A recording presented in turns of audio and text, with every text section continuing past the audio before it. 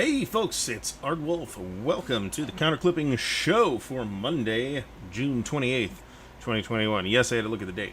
So, drinking. Today we are drinking Avalon 16 because I have a bottle of it and it's good. And we are clipping the Third Winter, which we might be seeing me clipping next week too. It is a big game to clip, but I do have a pretty good head start on it. I haven't, one of the things that's occurred since I started doing a counterclipping stream is I have clipped less, not more. So I was like, oh, I'll save this for the counterclipping stream, and then suddenly I don't do any clipping outside of this. Well, this is big enough that I got started on it a day or so ago. I guess you guys in the Pacific Northwest are taking it pretty bad right now from what I hear. Stigler is up there, I think, in Portland, or thereabouts, and I guess it was like, not kidding, 114. Yesterday, which is bananas. So, I'd like to point you all to let me pull this up. We got a whole bunch of stuff to talk about. Our topic of the week is 115. That's crazy. I mean, it's hot here, and I'm like complaining when I go outside. Oh, it's so hot. It's like 93. So our channel of the week is Diagonal Move, linked in the video description, so check that out. He's got a couple of hundred subscribers, and he's doing very nice content.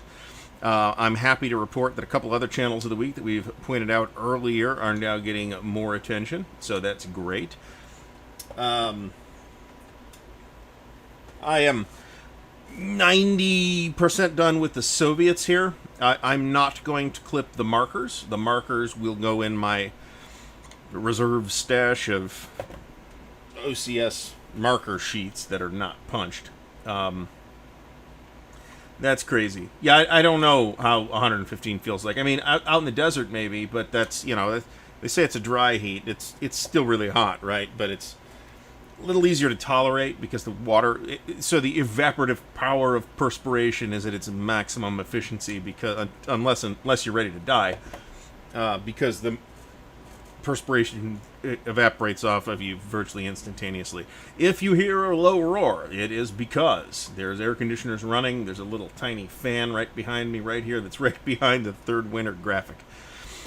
So one thing, as I mentioned before,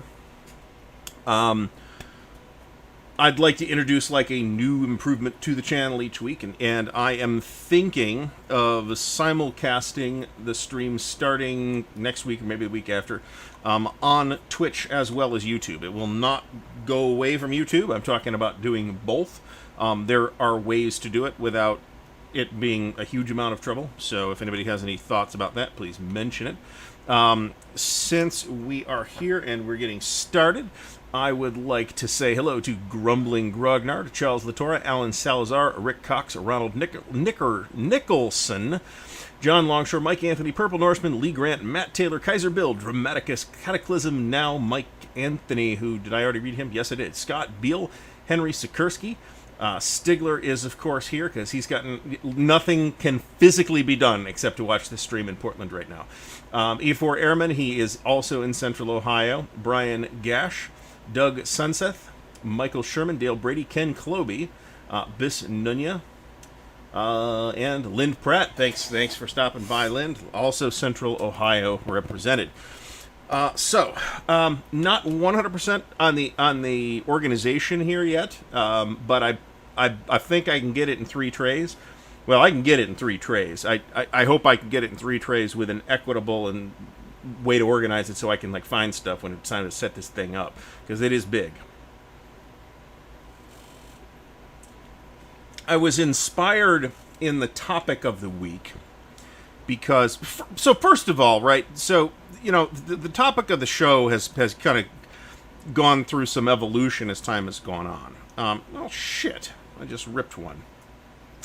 Oh well, not much I can do about it now. And it's better if I pick loose topics that I can just kind of jam on. And Avalon Hill was one of those, and we got one of those perennial questions earlier in the week, I think on Facebook, of what company produced better games, SPI or Avalon Hill, and I think somebody already alluded to this in the comments. and I think it's a legit question. I will get to this. I need to... Huge slap of paper here. Okay, so we will get to that when we get to the topic. I may have talked about this in the past, but I mean, this thing's a big game to set up anyway, right? So setting it up is going to be a hassle. I don't know that I can fix that, to be honest. The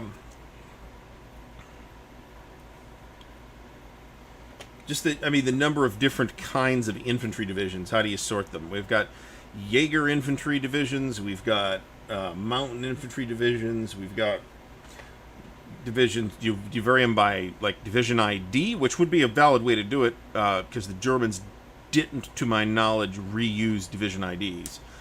Or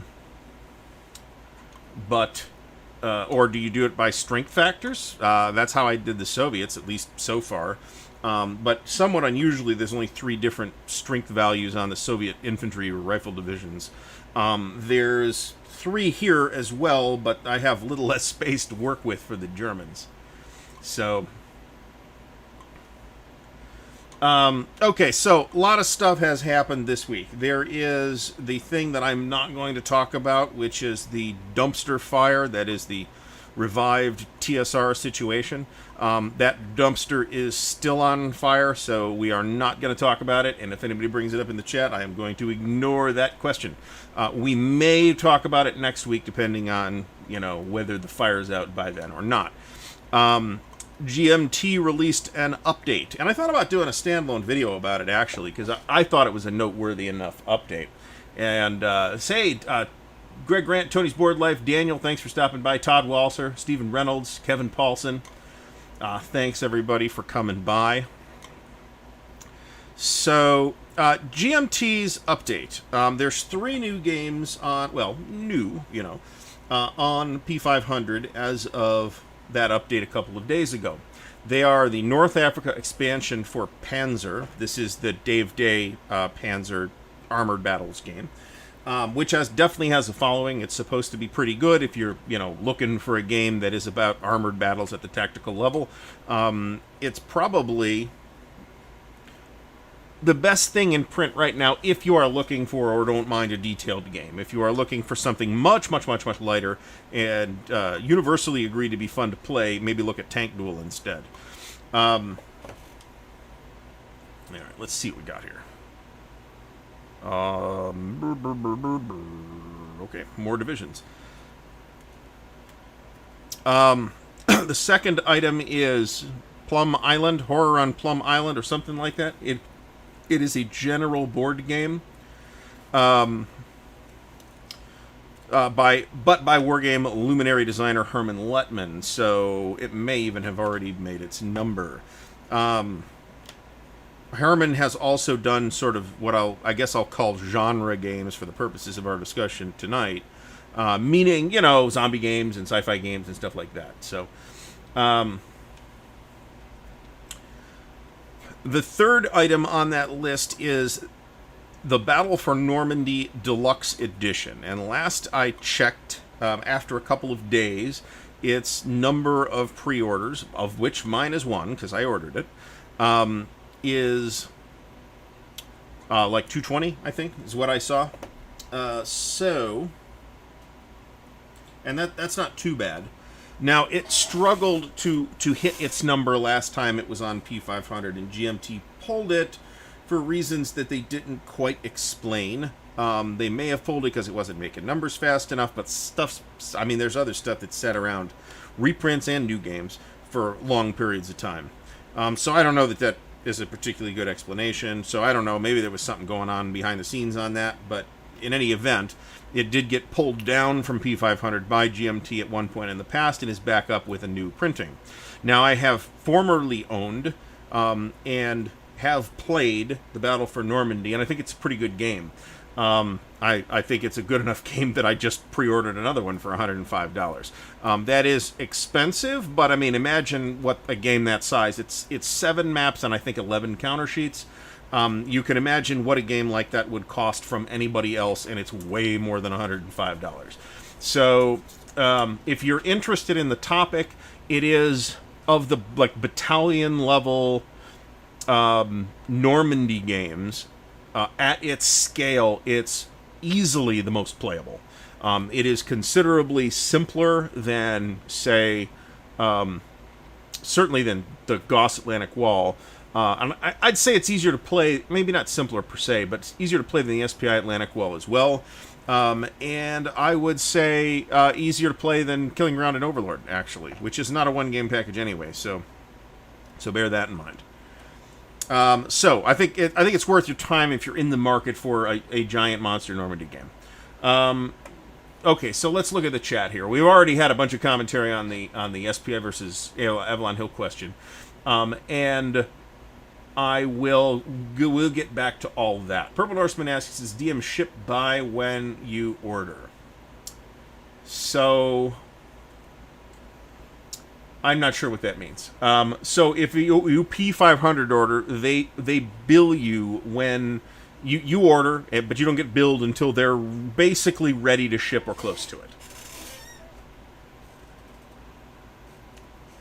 Pat Mullen is in the house. He asks how the Traveler campaign is going. The Traveler campaign is going very nicely. Thank you very much.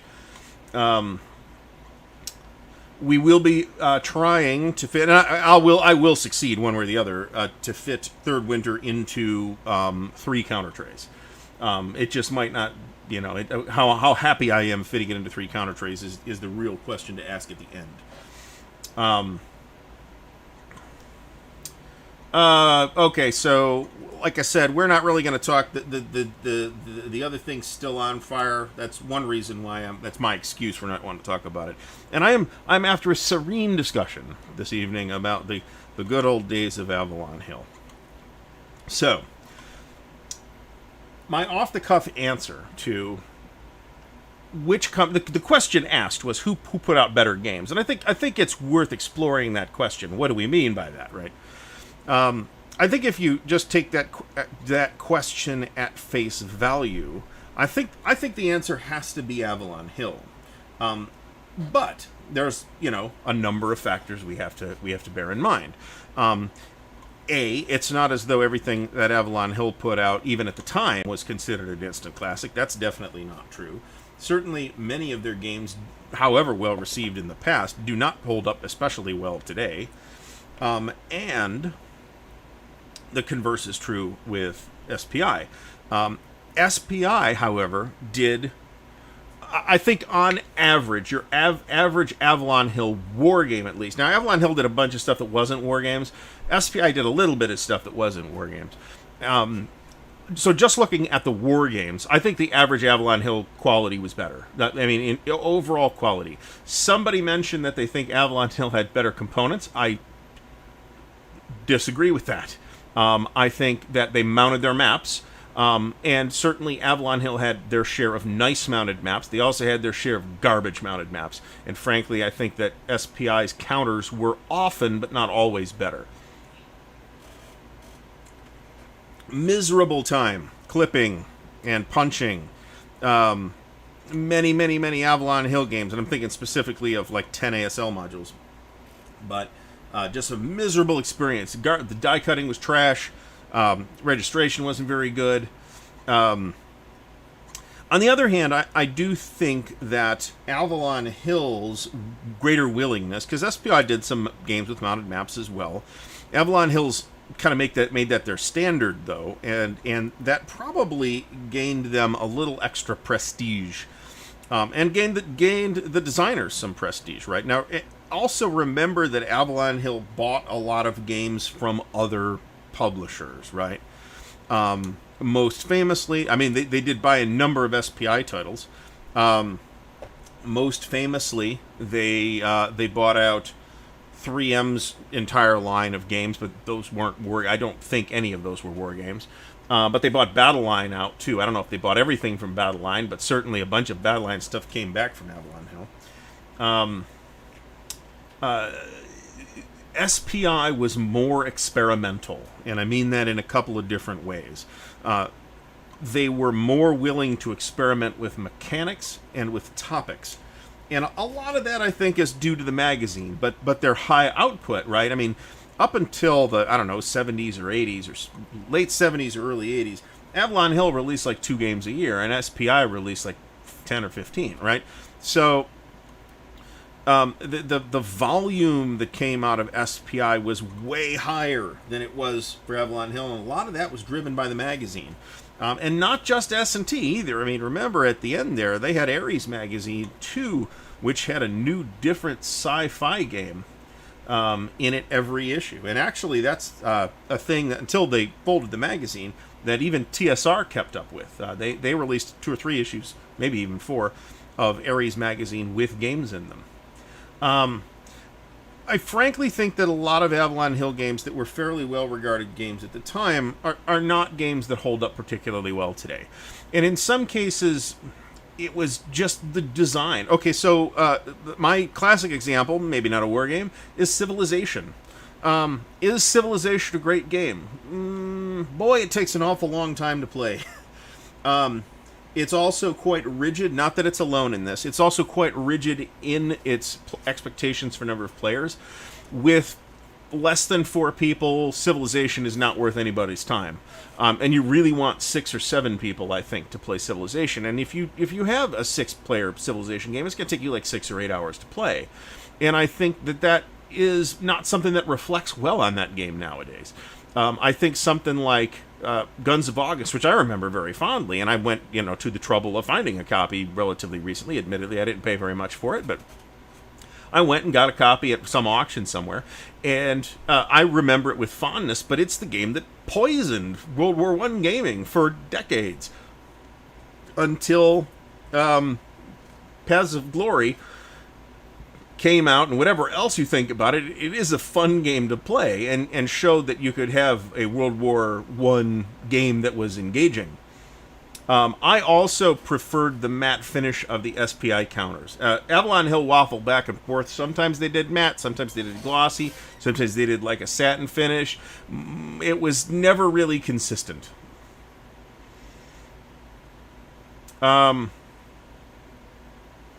I mean, Guns of August is in some sense a pretty decent simulation of World War I. It is a mortifying slog to play. There is a sense in which you expect that from a World War I game. At the same time, I think it's not something that anybody's really going to want to play now unless it's dramatically revised, which the revised reimagining from Compass, I think, is at least somewhat revised. I think Avalon Hill, again, talking about the war games, and I'm not counting Magic Realm as a war game. I've never played Magic Realm. I've never owned Magic Realm. I've always been fascinated by the idea of it. I know that it is a game that a lot of people run very hot and cold on. People either think it is a dreadful turd or it is a masterpiece and no other game compares to it. I wouldn't mind having a copy of it, but I have no horse in that particular race.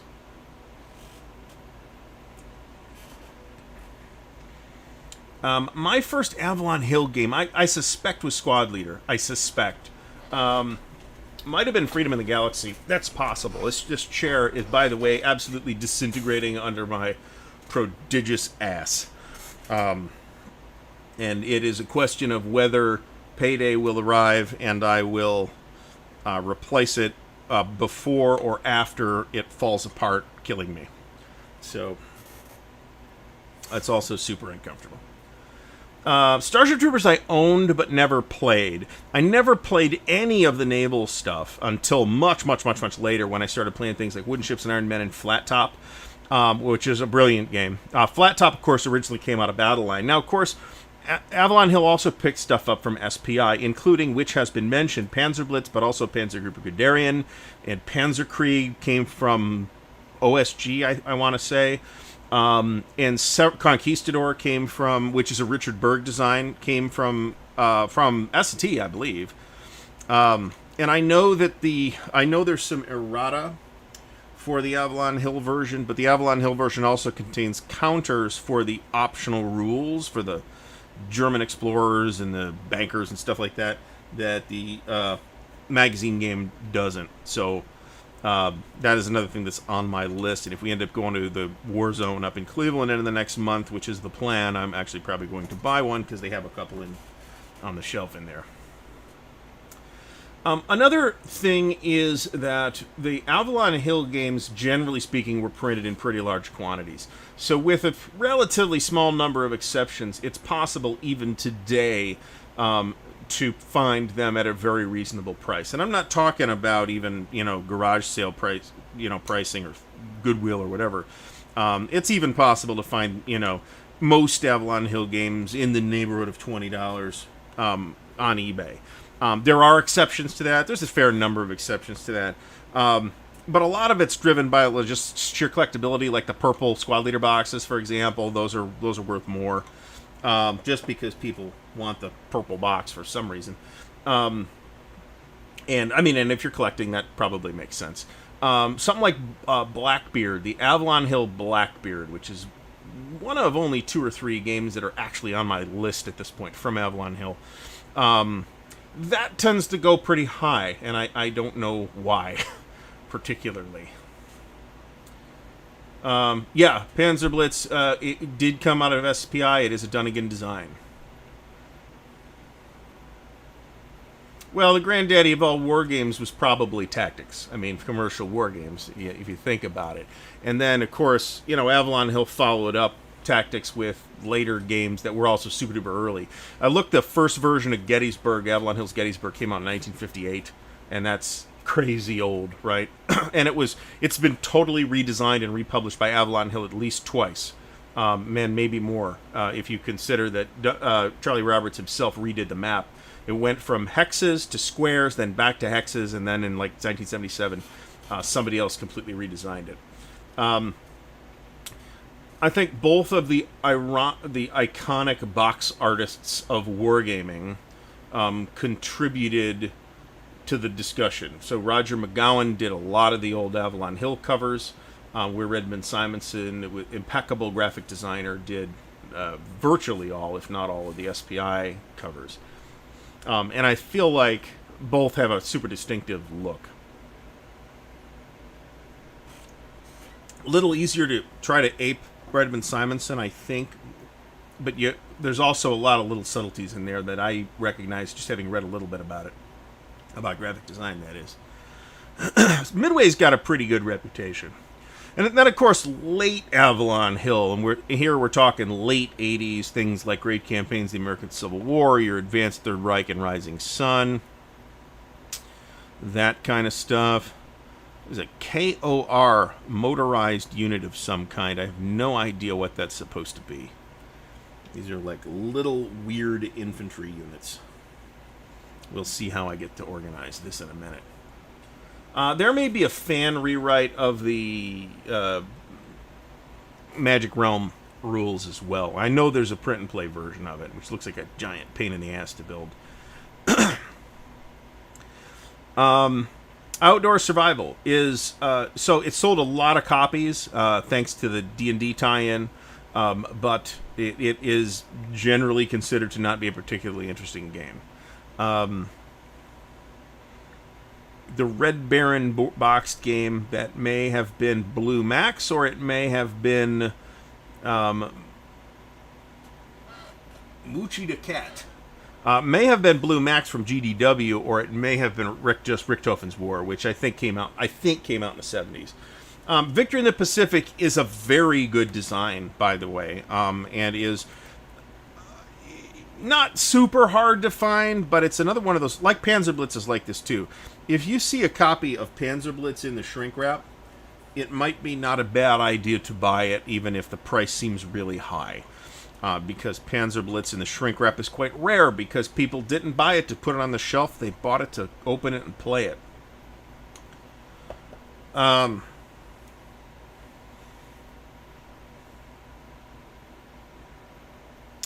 Jeff Beeler says that Starship Troopers needed a Panzer Blitz-style geomorphic map. I actually agree with that.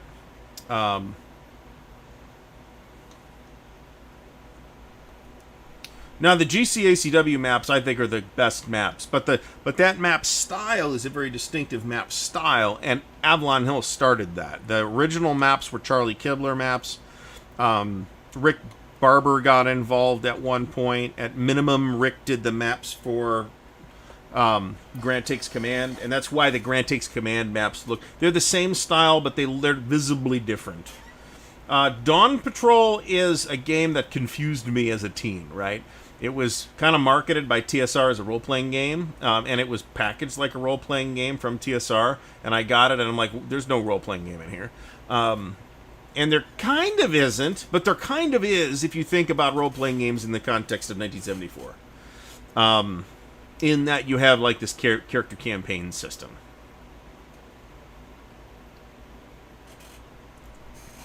Tobruk is a game I've never played. My understanding is that it does not hold up particularly well. I don't know to what extent that holds up with the advanced Tobruk system from Critical Hit. They may have tidied that up. I have no idea. The original Gettysburg. So, when we say the original, Jeff, when we say the original Gettysburg maps, I'm not sure which maps we mean. If we look at the 1958 Gettysburg maps, I don't think that's particularly attractive. The map that Gilbert Collins did video on about Gettysburg, I think was the Gettysburg 77, which is the second complete redesign of that game, and the map looks completely different. And then there was a Gettysburg that they did later on after that was another redesign. So, let me mention sale. I've been talking about having a War Game sale. Again, we will do it the same way, more or less, that we did it last time, with a couple caveats. And I have been dragging my feet on that. The filming, so I sat down over the weekend and did a bunch of the filming, and then realized that there were some things that I did not consider, and so I have to redo some of the filming. But about 80% of the filming is in fact complete. And then so that means I just have to put it all together at the end. There is a bunch of stuff. I have a few things of mine, and two friends have some stuff that is getting sold by me as well. One is a large pile of strategy and tactics magazines, mostly but not exclusively from the Decision Games era. And then there's a whole bunch of boxed stuff, including some real goodies. So stay tuned for that. As I said in a previous show, I am going to, when the video's ready, and I'm not promising it for any particular date, because I don't want to be the asshole again. The Patreon patrons will get 24 hours with it before it is released to the public. So we'll see how that works out. And there will be another video after that because I have another whole box of S&T magazines, and I can't handle them all. So largely the boxed games are from companies like GMT, older GMT games, the Gamers. Largely, a couple of them punched, but mostly they're unpunched. So it's going to be very interesting to see how that works out. And we'll see. Speaking of the Patreon, thank you, patrons, and also thanks Dave for sending me his copy of The Third Winter. Bit of a long story that I'm not going to go into, but knowing what he knows about the way the pre-order situation went down with Multiman, a friend was kind enough to send me his extra copy of The Third Winter, because he's probably not going to get it to a table all that soon. So thanks again, Dave.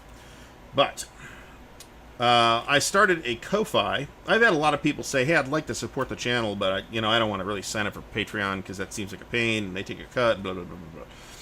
So I signed up for Ko-Fi. There's a link in the video description. So if you want to throw me $5 or $10 or whatever dollars, Ko-Fi is the preferred way to do that at this point. It does go through PayPal, and PayPal takes a cut, but so there's that. There's actually a really good documentary on the historical raid on Saint Nazaire on YouTube, I believe. I always buy games intending to play them. I sometimes am fooling myself, however. Let's be honest. I don't mind used games. I like unpunched games just so I can punch it and clip it to my satisfaction. Um,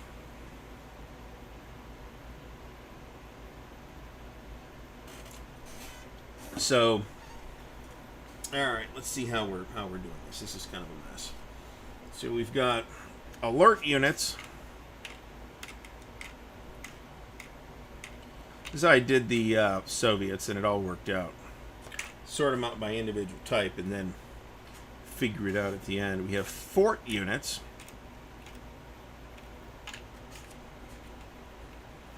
We have security units. We have ersatz units, which are basically replacements. Here's some ski and bicycle troops. Here's miscellaneous infantry, not divisions. Yeah, actually, that can go there. And these might all end up getting combined at the end. So there's basically 3 sheets of Soviets and about 2.5 sheets of Germans here. I am really happy with the Third Winter. There's a bunch of really neat stuff in it. It plays really well. I'm very happy with it. And watch the unboxing video will be on Thursday, by the way. So, secret preview. Let's see here. Only 3 German rail repair units, which I suppose since the Germans are in the retreat, I guess that's not that big of a problem for them. We have 4 Panzer Grenadier divisions. Now I can get, typically, 6 divisions in a single compartment. So we'll see how it works out. Chancellorsville is a quite old Avalon Hill game, and I believe Gilbert Collins has done, who is really, other than Great Campaigns, the American Civil War, which he has covered, Gilbert's really the go-to YouTube channel on Gettysburg, to be honest about it. So, alright, so is this just infantry battalions, police, rail repair, and anti-tank? Okay, well, we'll figure it out.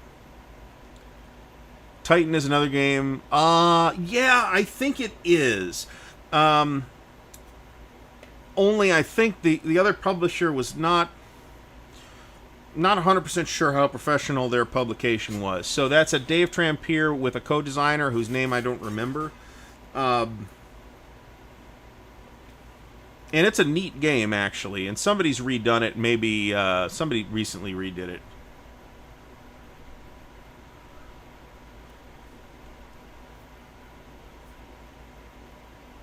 All right, so John Launcher is asking, does Guderian's Blitzkrieg, Case Blue, and Third Winter link up to form one massive game? The short answer to that is no.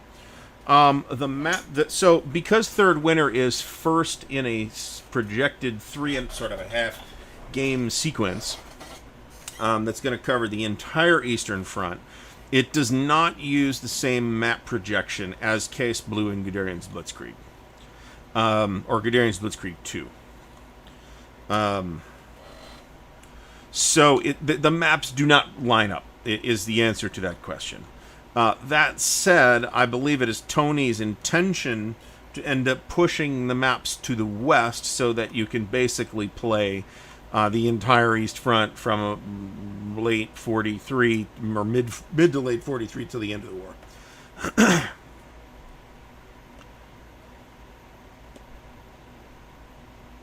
No, I should be fine in this game anyway. So, yeah, I posted pictures of the Ostfront, which Tony Burkett, the designer, has run it as a playtest a couple of times, and I think it will be on the table at the secret convention that cannot be named by me, because I think Tony is not going to. I mean, I'm sure there'll be OCS at Consim World Expo, but. I'm not sure there are very many Fredericksburg games, E4 Airmen, and I think one challenge with that is it's a crappy battle. It's frontal assault and frontal assault and frontal assault, and Burnside didn't know what he's doing. And I think it's generally not good. It's either going to be wildly ahistorical or not fun at all. On the other hand, there is a module for the Great Campaigns of the American Civil War called Burnside Takes Command, which does cover at an operational level. That is in, I believe, Skirmisher Magazine number 2, which is out of print and goes for a not reasonable sum of money. Scott, exactly. It's not going to be a fun engagement at the tactical level where you typically see a lot of Civil War games fall. But if you do it as a campaign, then that's a little different. You might be able to get an interesting game out of that. But it's been done a couple of times. It's just not considered a particularly interesting battle. Again, at the tactical level. I do remember John Stanley mentions that it was in one of the blue and gray quads, which is pretty... I'll be honest, I don't think the blue and gray quad games are really worth my time nowadays. I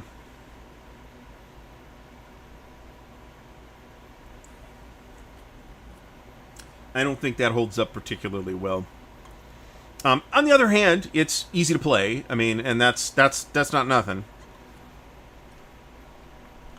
And indeed, maybe some people are really Grumpy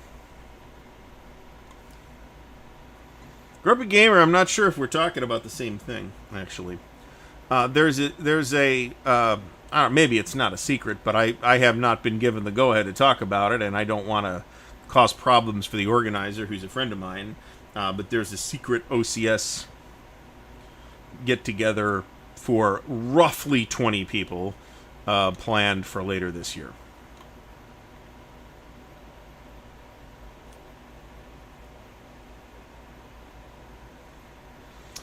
There's not really as many Chancellorsville games as you would think there would be, to be honest about it.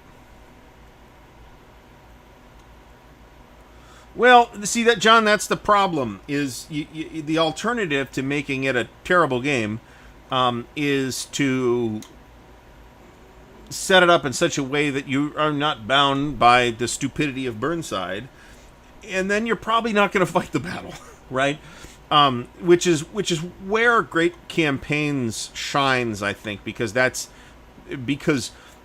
where and whether the battle is fought is the essential contest in Great Campaigns of the American Civil War.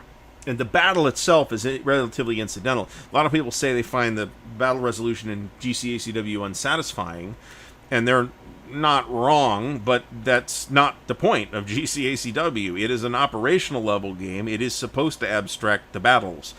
It's also hard to get a decisive engagement off, and again, that is the point of GCACW. Kriegspiel. Well, I mean, you can manually run anything you want. And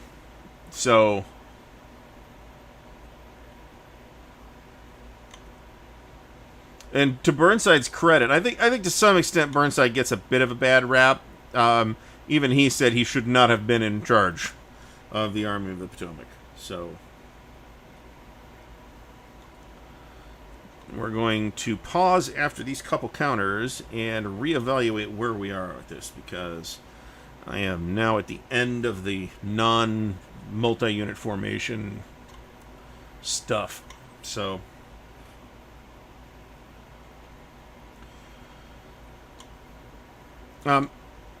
I got rid of virtually all of my Avalon Hill games at one point. I had maybe a half a dozen left. I kept Civ and Advanced Civ, because there's no reason to play Civ without Advanced Civ, in my opinion. I kept Republic of Rome, which then went away in a pay it forward at some point, which I kind of regret, because that's actually a really cool game. It's another one of those games, though, that it really takes way too long to play. And that's a serious fault. I do not wish to understate the value of that problem. These are the anti-tank. Police, will go with police and security. Yeah, let's put it in their own compartment for now.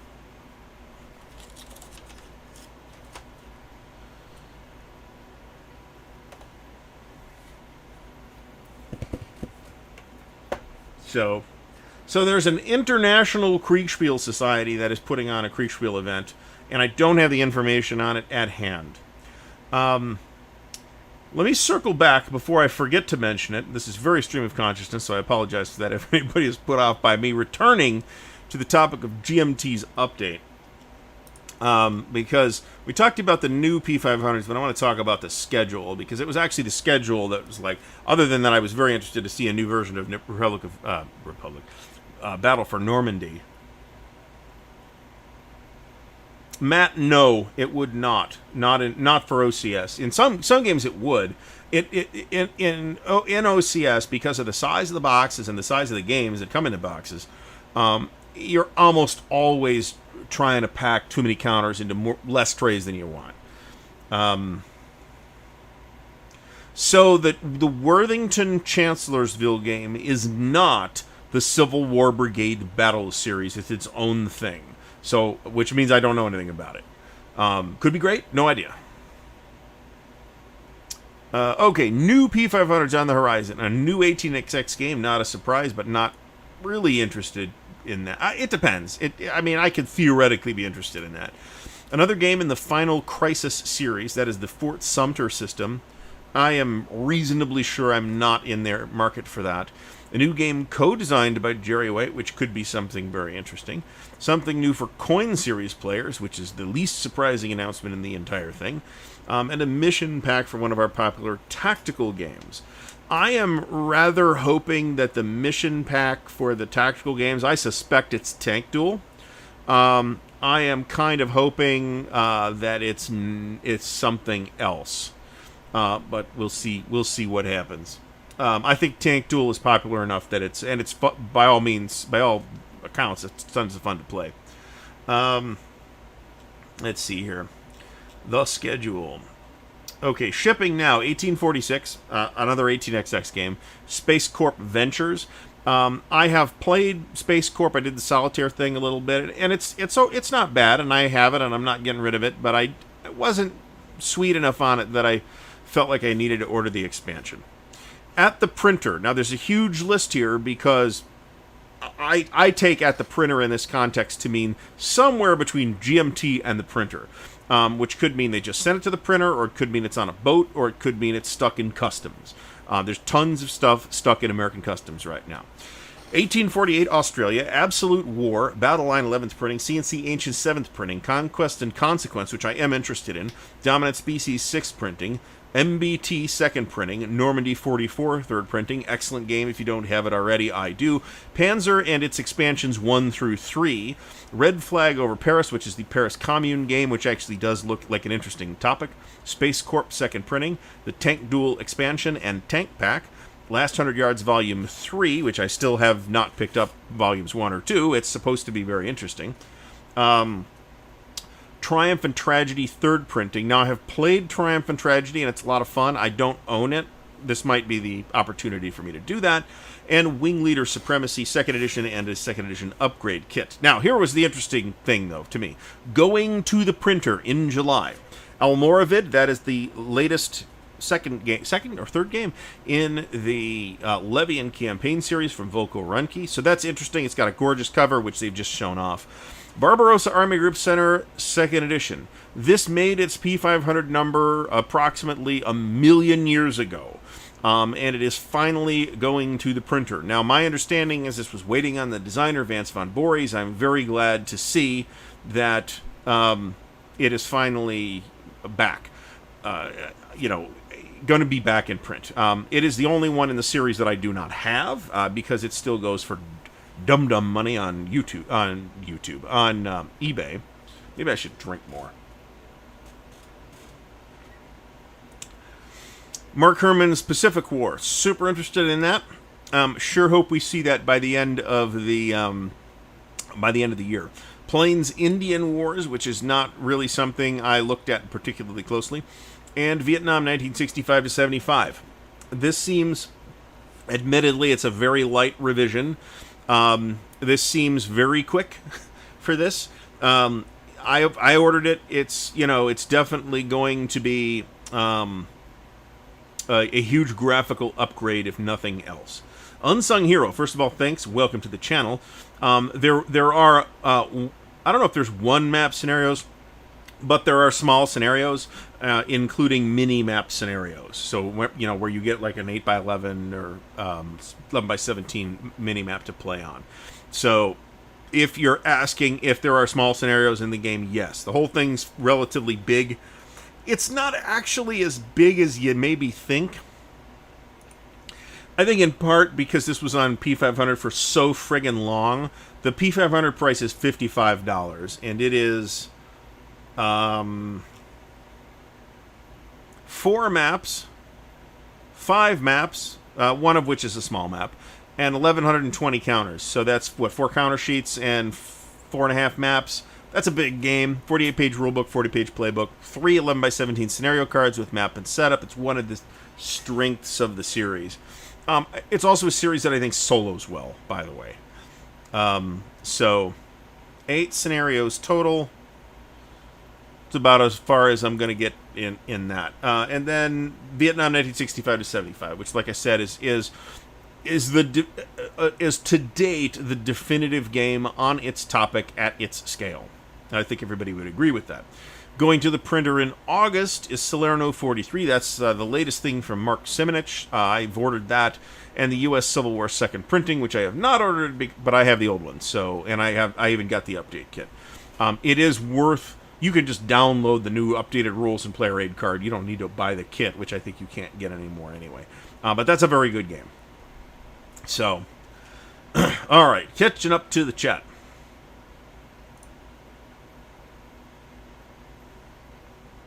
A lot of talk about Chancellors, though. Charles Latour is playing Across 5 Aprils. That's supposed to be a really good and influential design. I think one of the sort of unsung designer heroes of the period is Eric Lee Smith. That is, I believe, an Eric Lee Smith design. He, of course, did Panzer Command, which was the genesis of the GTS system, and of course the classic victory game Civil War as well. All right, so the rest of the German stuff is formations. There's some miscellaneous stuff here, artillery and that. Romanians, SS and Luftwaffe. So it's looking like we're doing okay, actually. All right, let's start with the formations. And, of course, transport and reserve markers and that kind of stuff. All right, cool. Moving relatively quickly on this. Not right now so much, but... Sugar-free cranberry juice. Oof, wow, that's a lot. $55 seems exceptional, and like I said, I believe that price is just because it's been on P500 for 8 years or something like that. So, as far as I could tell, they did not adjust the price. I mean, I could be wrong, but it certainly doesn't feel like they did. Now, GMT's prices are the best in the hobby, right? I mean, because of volume, and they print offshore, which, of course, introduces its own set of challenges, especially right now. My stuff from Mongoose Publishing is still stuck in customs. Thank you very much, customs. So...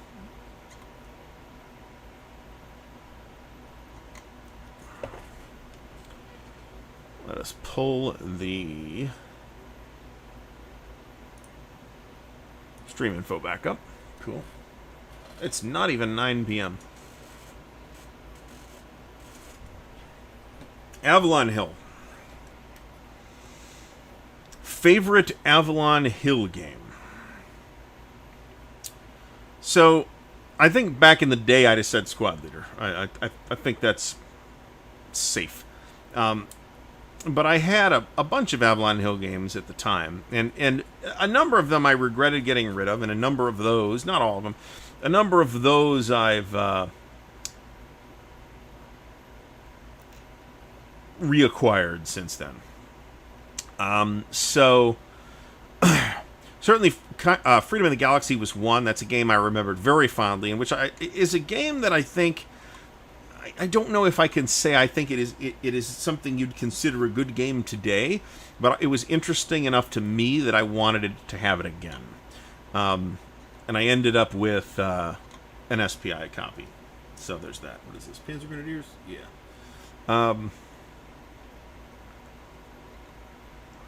Matt Taylor asks, is the Gamer's Omaha the Bloody Beach an OCS-style game? No, it is a TCS-style game. It's a very it's a pretty early TCS game. If you're interested in early TCS games, stay tuned for the sale video. There's multiple copies of, I think, the first two. So, in various conditions, but they're all relatively nice. Africa Corps is a kind of a classic, and I think it's probably a game that's got its problems, but it's also probably a game that still holds up relatively well. Russian Campaign, I think, is a classic. I think that holds up pretty well. I think Victory in the Pacific, I think, holds up pretty well. I also think Flat Top does, but, you know, I am not going to say that every gamer is necessarily going to enjoy Flat Top to the extent that I like it. I mean, it is a super fussy simmy game, right? So there's Panzer Leader as well, which is also very popular as kind of an adjunct to Panzer, this is sort of the West Front adjunct to Panzer Blitz. I never owned Panzer Leader. I did own Panzer Blitz back in the day, but never played it and still haven't. I do have I do have a copy. Well, it's not my original copy, but which I believe that I bought at a mall in Las Vegas, actually. But Wooden Ships and Iron Men is another one that I think holds up pretty well. That's another one that I didn't have until, back in the day, that I went and took the trouble to go get not too long ago, a couple years ago now. And that's another one that I think that holds up pretty well, but it is also quite, it's a very simmy, detailed game. You are better off with, like, Sails of Glory. I mean, if you want something simpler than that, to be honest. Your only hex and counter alternatives are either out of print, and Close Action from Clash of Arms is a very good game, but it's out of print. And Flying Colors, which should show up any time. I ordered another one, and it's still in transit. So my order from Cool Stuff still has not shown up. They gave it to FedEx, and FedEx sat on it and did something for several days. So Wooden Ships was originally from Battle Line, yes, but I have the Avalon Hill version. And I don't know that I care. I don't think, at least for the ones that I'm familiar with, which is Wooden Ships and Iron Men, Trireme, and Flat Top, all interestingly naval games. I don't think there's that big a difference rules-wise between the Battle Line and Avalon Hill editions. There are some small differences in Flat Top that I'm aware of. I don't think they're big. The components are definitely different. In general, the Avalon Hill boxes have a lot nicer art, but the Battle Line had those super, super thick counters. Air Force and Dauntless, that's true, yeah. So there was an Air Force and an Air Force expansion, and then Dauntless, I think. Something like that. Jutland is another game that I've never played it's supposed to hold up fairly well from the people based on what the people I talked to are telling me.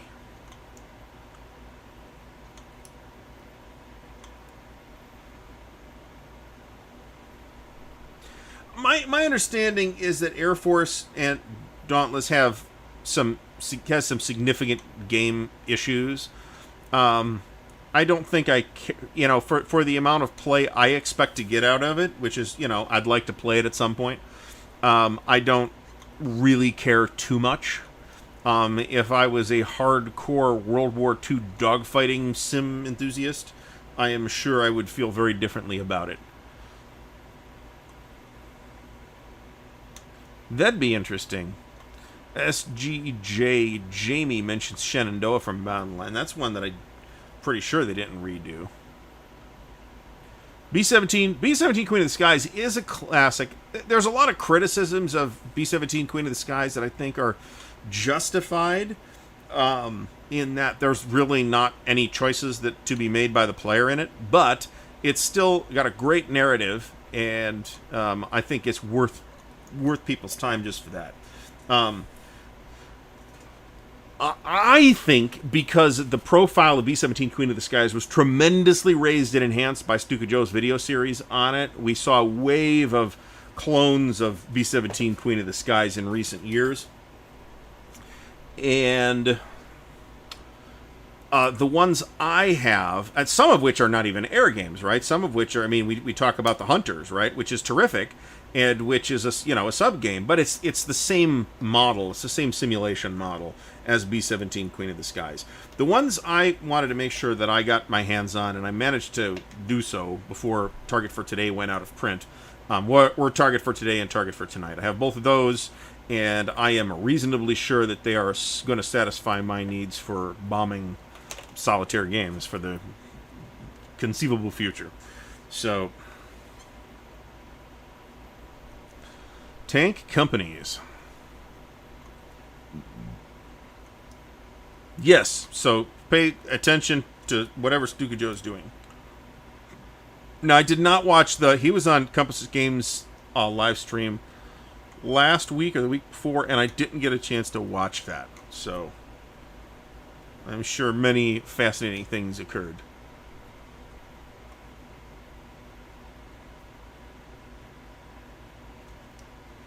Now, I never played Richthofen's War. I never played Luftwaffe. I can tell you that they are both extremely common games on the secondary market, and you should, under no circumstances, pay more than, say, $20, even for a really good condition copy. And if it's like a beat-up play copy, it's a $5 piece, because those are super common.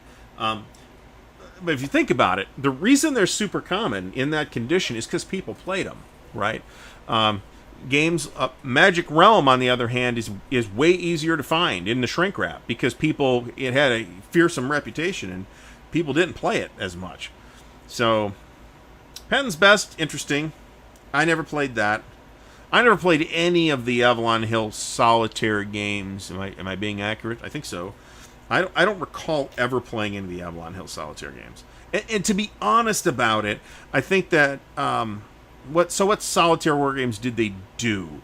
They did B-17. They did Patton's Best. What were the other ones? Were there other ones? I'm not sure. I mean, Victory Games did a couple that are very well regarded nowadays, including Carrier and Tokyo Express. I have Tokyo Express now, but I still haven't played it.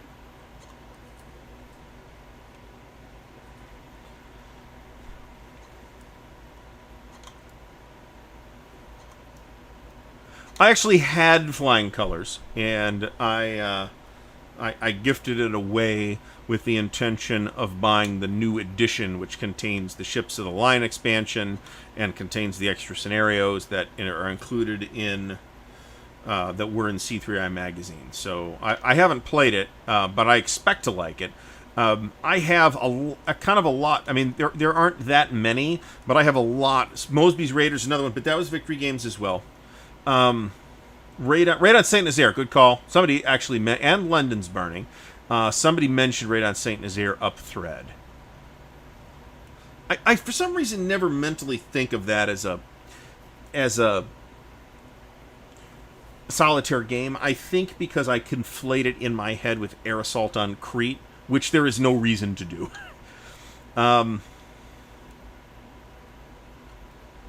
So since I winnowed my way down, and I sold off a lot of stuff that was worthwhile, right? I sold off a couple. I think I had 2 or 3 great campaigns of the American Civil War games, which would have been Stonewall Jackson's Way and Roads to Gettysburg, and I think Stonewall's Last Battle. I think those are the 3 that I had. I got rid of those, recently reacquired, and in fact, if we add Great Campaigns of the American... So I have everything for Great Campaigns of the American Civil War at this point, ever, except the counter sheets from the magazines. So I have both magazines. I don't have the actually, that's not even true. I have the counter sheet from Skirmisher number 1, but not the counter sheet from Skirmisher number 2. We're going to get some more booze.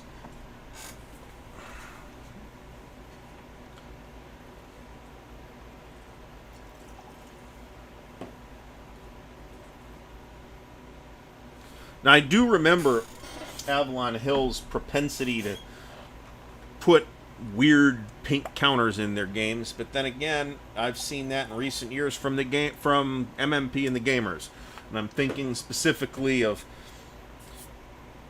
It Never Snows has some weird pink counters in it, and I'm not that insecure about pink. It's just that why, under what circumstances is the color pink thematically appropriate to wargame counters? I don't know that it is ever. Avalon Hill did it because that's the printing process that they had at the time. I'm a bit surprised that the weirdest Avalon Hill game was unquestionably Lords of Creation. But it was an RPG, not a wargame. In general, SPI did weirder games than Avalon Hill did. I mean, they did, over the course of future years, after SPI went away, S&T did a lot of games on weird topics, but even when SPI was running it, they did some fairly weird topics, right? I mean, they did a game on the Franco-Prussian War, they did a game on Frederick the Great. There were no games on those topics, as far as I'm aware, when SPI did them. So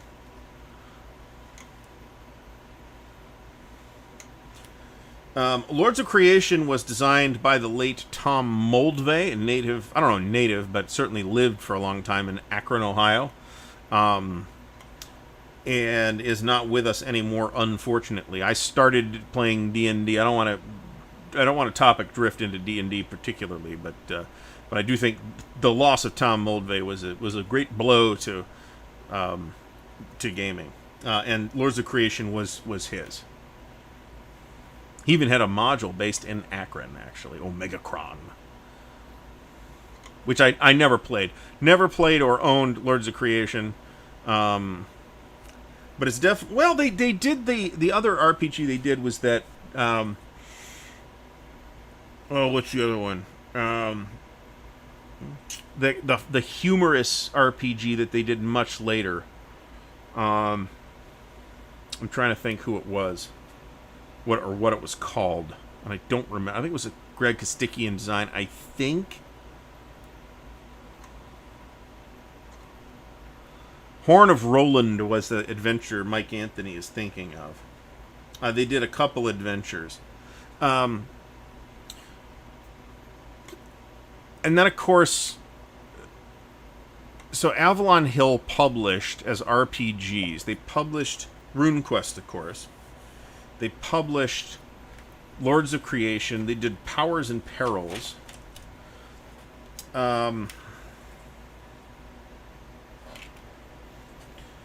They did that, I want to say, Night in the Lonesome October. Tales from the Floating Vagabond. Thank you, Doug. That is exactly the game I was thinking of. So they did that.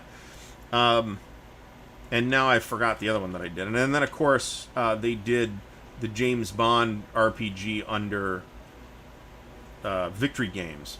Somebody was talking up on Twitter, I think, the other day, was talking up Top Secret and saying, "Oh, well, really?" People complained about it, of course, because that's what we do on the internet. And somebody said, "Powers and Perils" was actually the one that I was almost the first one that I would have mentioned. I still have Powers and Perils, actually. Well, let's name a better spy RPG than Top Secret. Well, the James Bond RPG. It was flatly better in every respect than Top Secret. But let's see. So these are Panzer divisions. And here we have another 8 Panzer divisions. So let's see how we can get this done. I'm looking for... I should have bought it at the time, but I was unemployed and I didn't want to spend it. It was up for Perilous Lands and or Tower of the Dead. We're up on eBay for a very reasonable price. Those are two of the things that they did for Powers and Perils. I should have bought them, and I didn't, and now there's only one knucklehead selling it, and he wants $1 million for it. So, the Perilous Lands was the setting boxed set, and it's a mildly interesting setting. Tower of the Dead was a huge campaign adventure, and it's actually a really interesting adventure. It's got some really... And like a lot of Powers and Perils, Richard Snyder designed, who I believe was also the designer of Magic Realm, if I'm not mistaken. Like, the whole thing doesn't really make a ton of sense, but it's also got some really neat ideas in it. Heroes Magazine. I have a couple issues of Heroes Magazine, actually. Hero Games did Espionage and Danger International. I don't really think that fondly of those.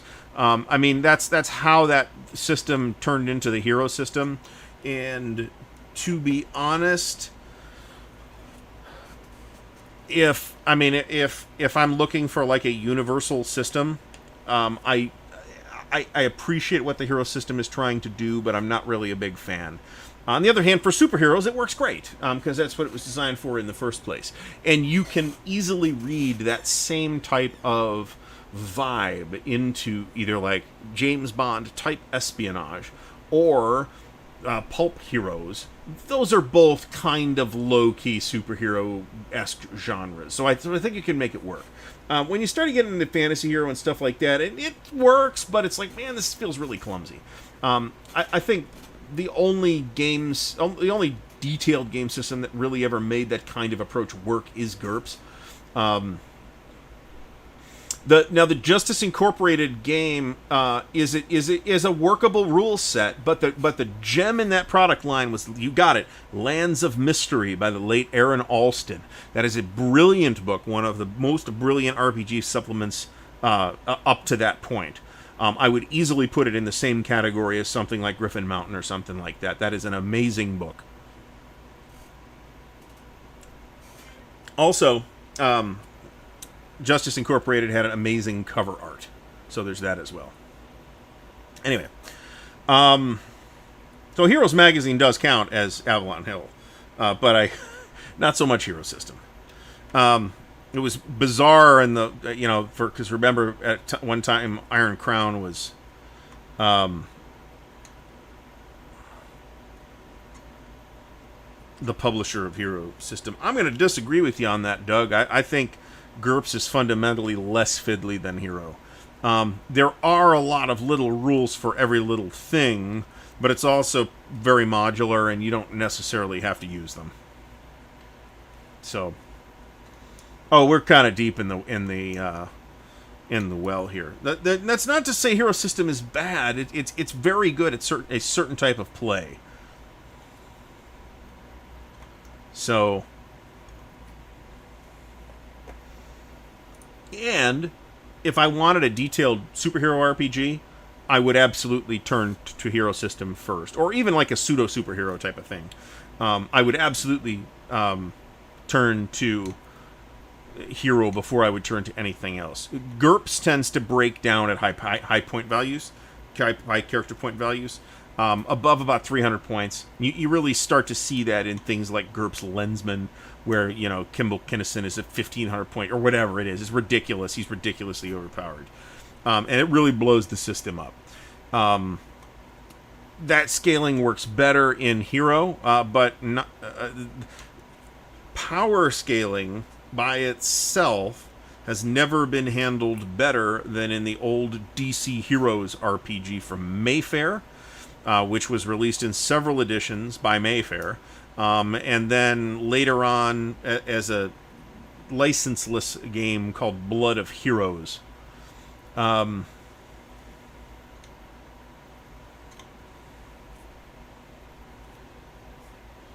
Same system. I mean, you got a game system that will handle Darkseid and Jimmy Olsen, so it handles a lot of power, a wide variance in power level really well.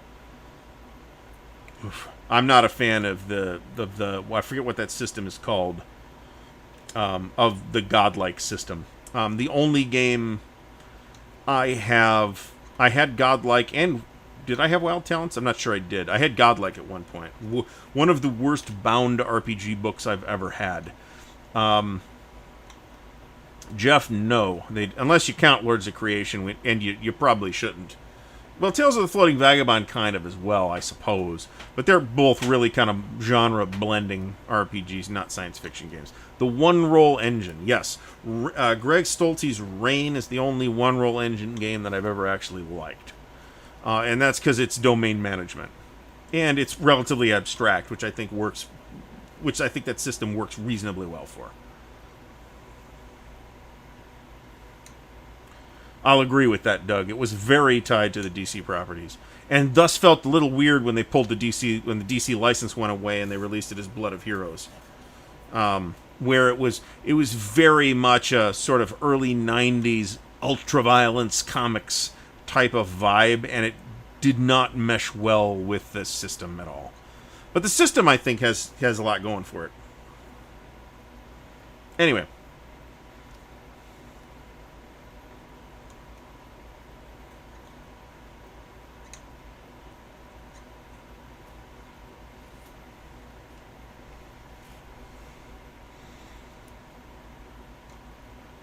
Half-Ass Gaming, welcome back to the stream.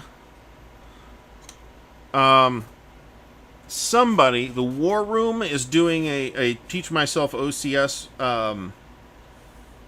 series, which I watched a couple of earlier today, and it's very good, but the problem is he's using the original... Well, it's not a problem per se, just you got to be aware of this. He's using the original Guderian's Blitzkrieg, which is the one game in the series that's so different from the rest of it, because some of the scaling is different. You can't just play it with current rules. You got to kind of use the old rules without making significant tailorings to it. The Scorpions in a Bottle scenario, and I'll highlight this in the unboxing video, which is already filmed and ready to go. So the game has 6 or 8 scenarios or something like that, including a small one on the Coruscant Pocket called Scorpions in a Bottle, which is on its own mini map that is a like 11 by 17 mini map. It's so I again, I do talk about this in the unboxing, so tune into that. It's a 20 minutes, so it's a fairly long unboxing, but I usually don't do an unboxing video for a game that I have already sunk 100 plus hours into. So the scenario selection is very good, as it typically is in OCS games, and Scorpions in a Bottle is going to be a pretty nice it's introductory. I mean, it's not... At some point, some player out there is going to find themselves in a situation where the only OCS game in print is The Third Winter. And they're going to ask if you can start with The Third Winter. And the answer is, yeah, you can. And in part because you have a scenario like Scorpions in a Bottle. It's on a small map. It's only 8 turns, so it's not too long, but it's also relatively high density. It's not like a super lean scenario, and because of the scale, there's a lot of like supply nuances that you're not going to see, like extenders and that kind of stuff, that are kind of critical to understanding how the entire campaign works.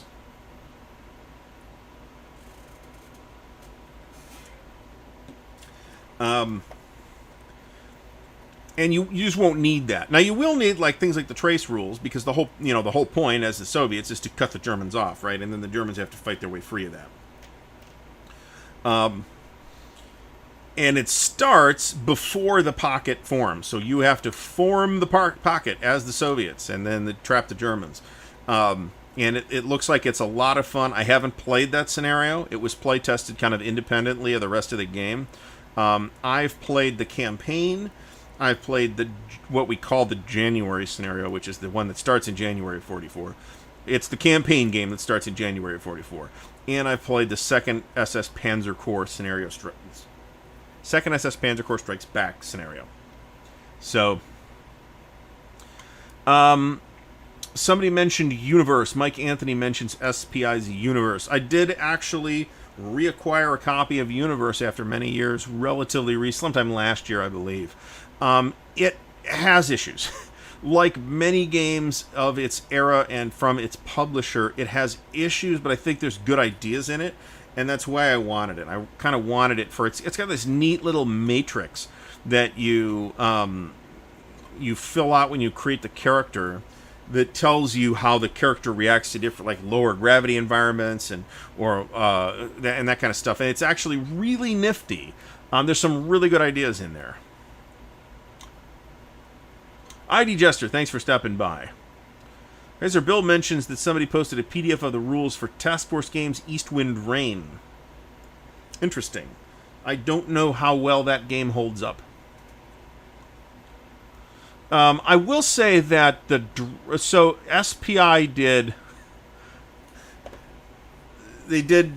Universe, the sci-fi game, and they did Dragon Quest, the fantasy game. And of the two, I think that, and of course they did the Dallas role-playing game, which I want to say was a Dunnigan design too. It's like, what was going on that week at SPI HQ? But I think Dragon Quest actually has a lot to offer. It's very wargamey, but it's not super duper complicated.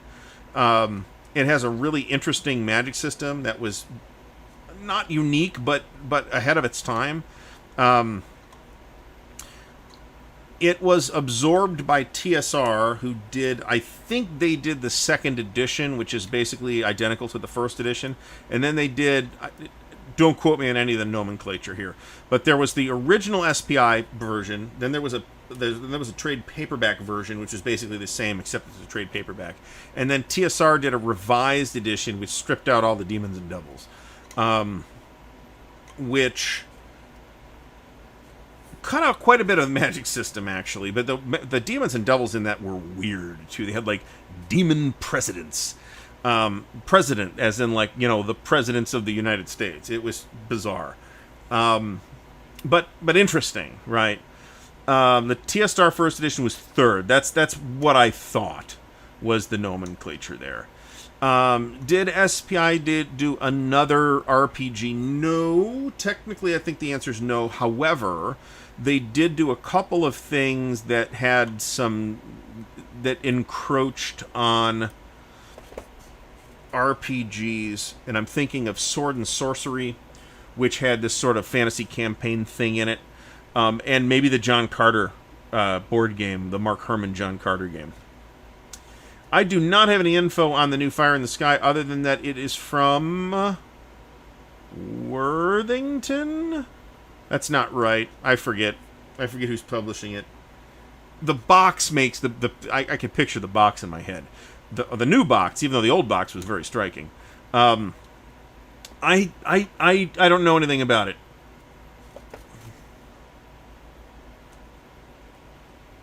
Other than that, it's coming. Alright, that's 4 Panzer divisions. We're going to do 6. Devil's Den. So, which one was it? Bull Run. Yes, the Avalon Hill Bull Run was apparently a game that was sitting in the Avalon Hill files for something like 10 or 15 years. And again, because it's an American Civil War game from Avalon Hill, I'm going to point you to the Gilbert Collins video on the topic. There's a lot of Tiger companies here.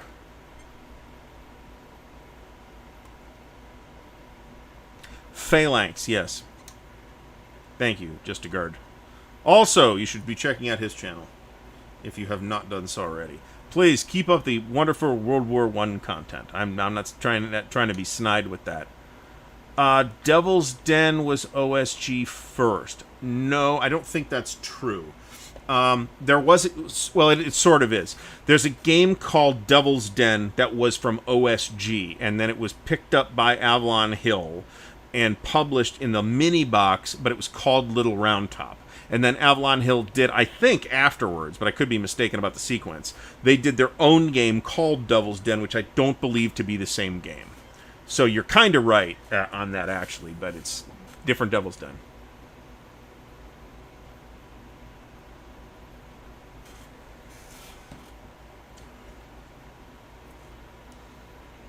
So, I mean, I really feel like the the big find of the last decade, not this decade necessarily, in wargaming was really World War One games, and I'm crediting Ted Racer for that because of Paths of Glory. Paths of Glory showed, hey, we can make a World War One game that's actually engaging. It doesn't feel like a terrible slog. It's got its historicity issues. I think, pretty sure Ted wouldn't argue with that. But okay, so we have the 1st through the 8th Panzer here. We got to write this down.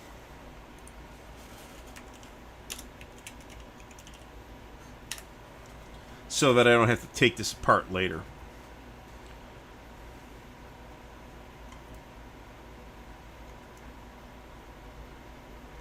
Vince, you're absolutely right.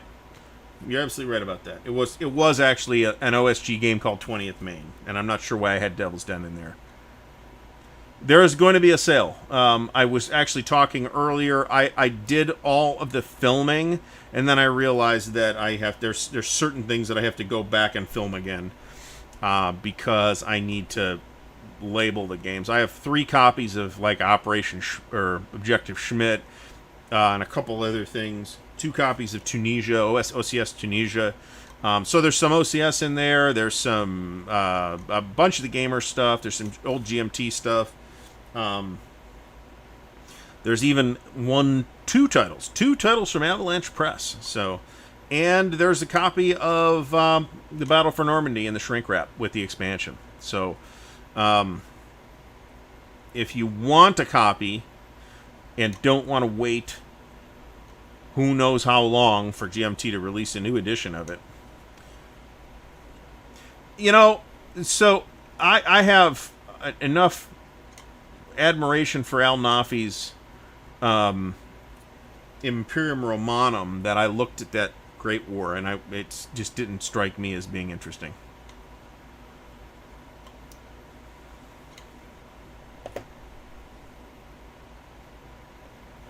Which, I'm not saying that's correct.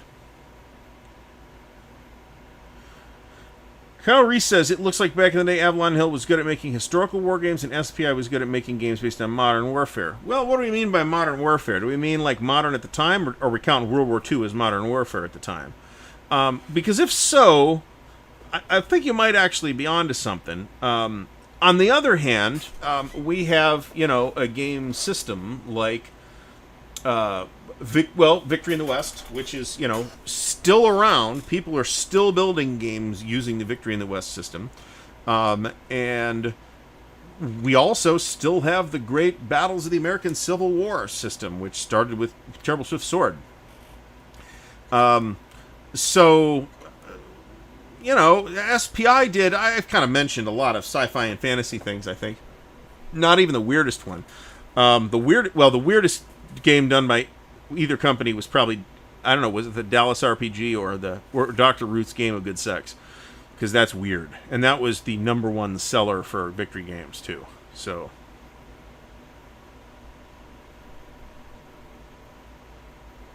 yeah, Krusty Captain, I think that's gonna go back up. We'll see. It depends, but we'll see. I see that happen a lot. You look at Barbarossa Army Group North, which is going to the printer in a matter of weeks, and it's still going for $225 on eBay. So I think we might have seen a dive, but I think it'll end up going back up between now and then. I think my asking price, not set by me, one of the buddies set all his prices, and that's fine. But, if they sell, they sell. If they don't, they don't.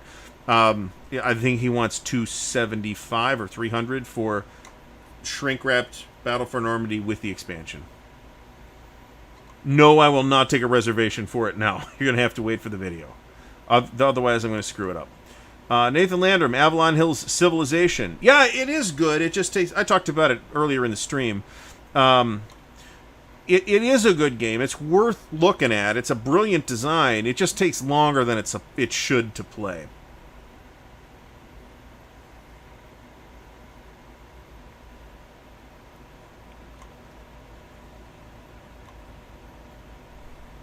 Ken Cloby mentions that GMT's new version will have lots of map and unit changes. That's not so. You may be more up on the talk than I am. I did not get that impression. I hope that you are right and I am not. So, okay, let's see here. Police and security can go together. Arzats can go together. I'm trying to keep this sort of organized here.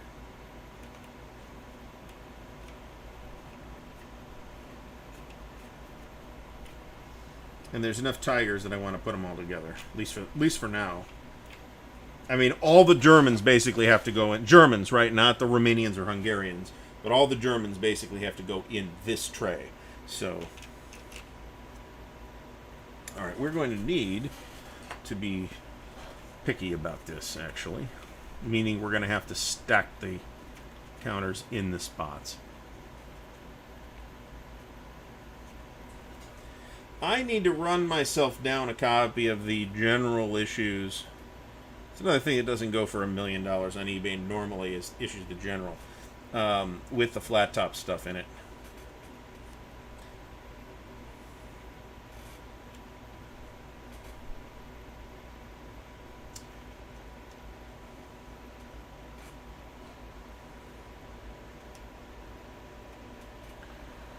History of the World is also good. It also takes too long to play. Age of Renaissance, same deal. Takes longer than it should to play. We played Age of Renaissance. Was it Age of Renaissance? No, it was History of the World. A couple of years ago at one of the club meetings, and that was my takeaway. Was it was like, well, this wasn't bad, but man, we played this for like 6 hours. This really should. If this game was designed today, you'd play it in maybe 3 hours. So from that perspective, it feels really dated, but it's a good game, and I think that's been redone as well by Hasbro.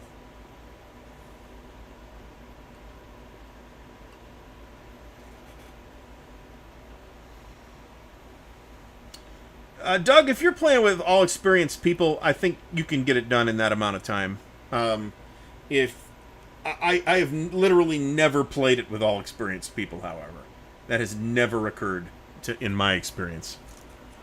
All right, I think I'm done clipping. I've done a counter sheet and a half, so we're good. Avalon Hill Computer Games. There's only one I ever played, and it wasn't one of the war game ones. It was Telengard, which was the roguelike fantasy RPG type thing. They did quite a few computer versions of their games. I think it was even an attempt to do ASL, or Squad Leader at the time, I believe, but that probably didn't work very well. There was a computer Third Reich, I remember that. A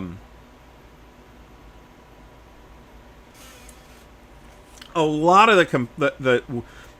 of what I mean when I say, not necessarily the war games, that like a lot of these like general games from Avalon Hill, when I say they didn't age well, like 80% of the time what I mean is they take too long to play.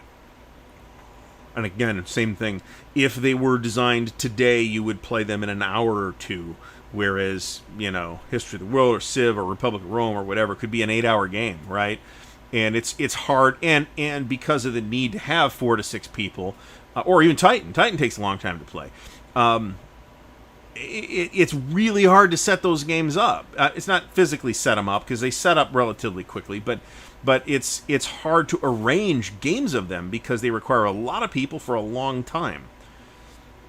Kingmaker is one I've still never played, actually. Do I own Kingmaker? I don't believe I do own Kingmaker at this time.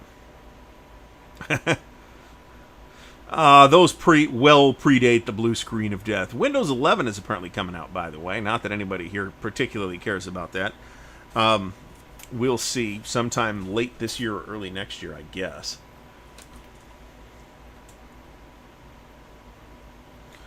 So at this point, we have, in terms of like in the space that a computer history of the world would occupy, we have a million different versions of those types of Civ-style games. There are tons of them. Even aside from the Civilization games themselves, there's a bunch. There were a couple of them that I enjoyed the hell out of. Rise and Rule of the something. That was a lot of fun back in the day. There's space games like that too. The Space 4X genre. There's a whole genre that was sort of got a little mini renaissance a couple years ago, around the time Galactic Civilizations 3 came out. But I mean, any of the Civ games, Civ 4, Civ 5, Civ 4, Civ 5, Civ 6, you can get all of which, I mean, Civ 4 especially, or Civ 5, you can get pretty cheaply on Steam or wherever. And I think I got Civ 6 for free on the Epic Games Store.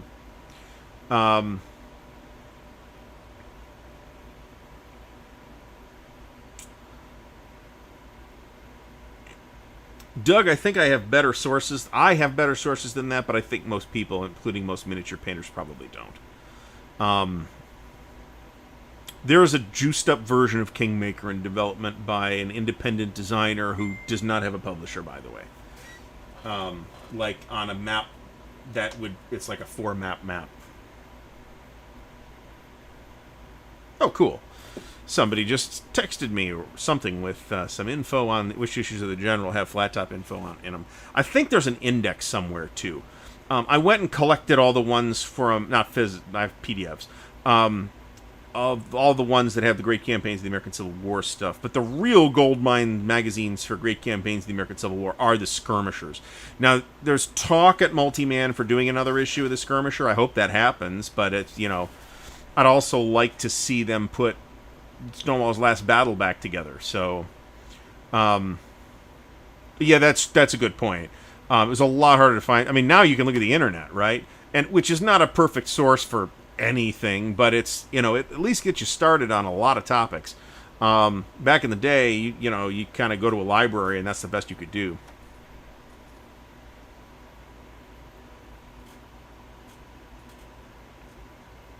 Jeff, the game you're thinking of is Crown of Roses. I have played it. I think its rulebook has problems, but I think there is a good game there. And it is also a 4-player game. I think you can play it with 2 or 3 pretty easily, actually. But it's really a 4-player game. Railroad Tycoon. Oh my god.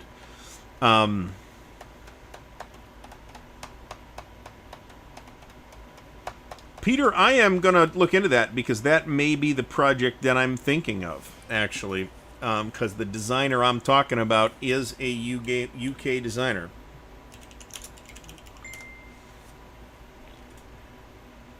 Gibson's Games, huh?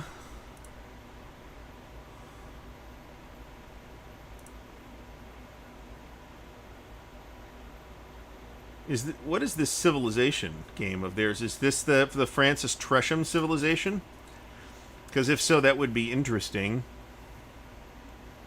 They do a lot of stuff like domino things, I see.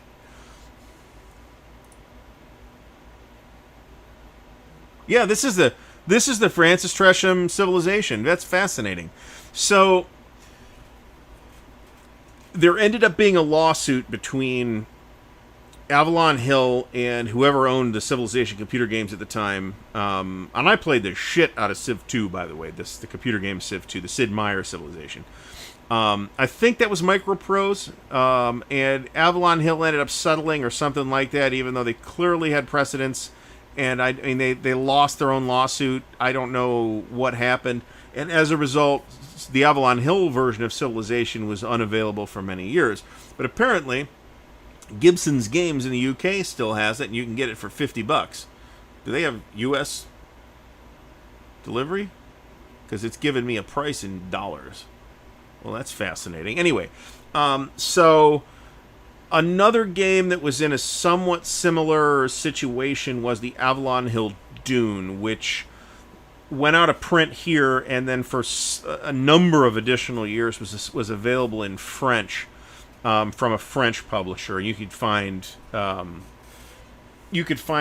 English rules, and the text on the cards was easy enough to parse. You could manage to play it.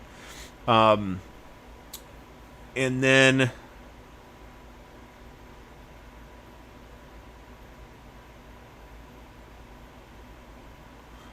Gordon, I'm going to get to your comment in just a minute.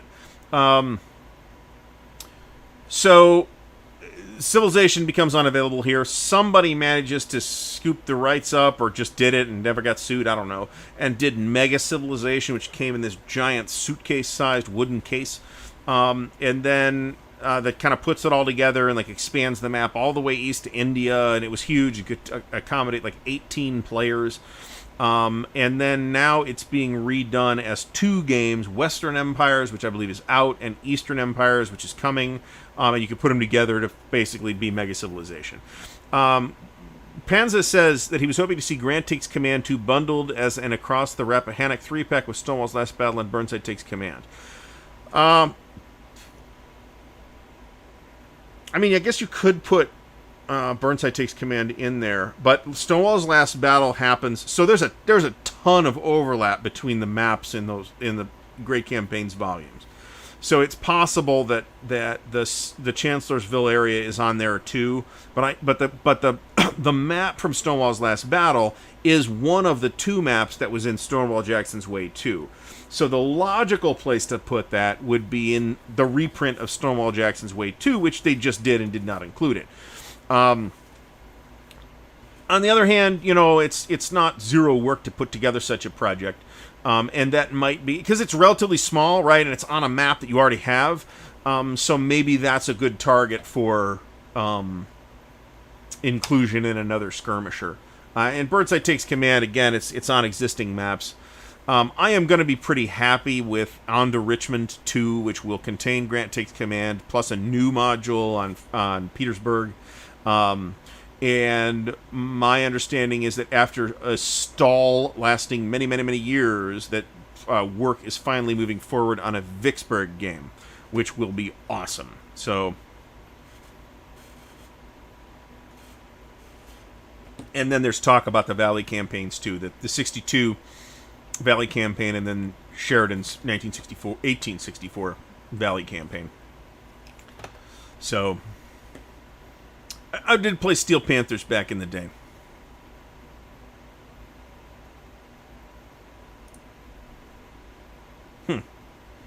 I might be thinking of Gibson's, actually. It's a UK publisher that has no presence here in the States, so that may be why I didn't think of it.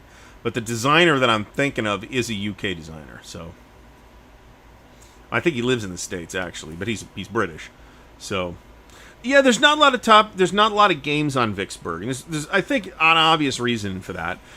It's that it's a siege, right? Sieges are difficult and boring as games, and there has, generally speaking, been a dearth of operational Civil War games. I mean, we do have great campaigns, the American Civil War, and there's others, right? I mean, there's the Civil War campaign series from Clash of Arms, and there's actually the old Avalon Hill Lee Moves North.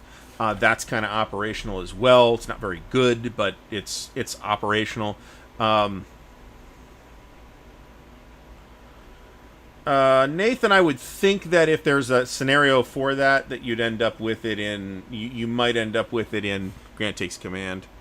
That's the logical place to put that, I think. I mean, that's the map area we're talking about, and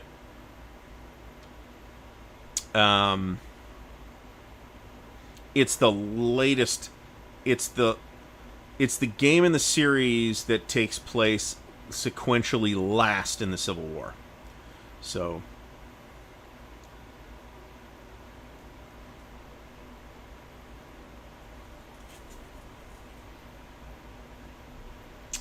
Peter Rushton mentions that Gibson bought out Ariel, the original publisher of Kingmaker. I think Ariel was the original publisher of Civ 2, weren't they?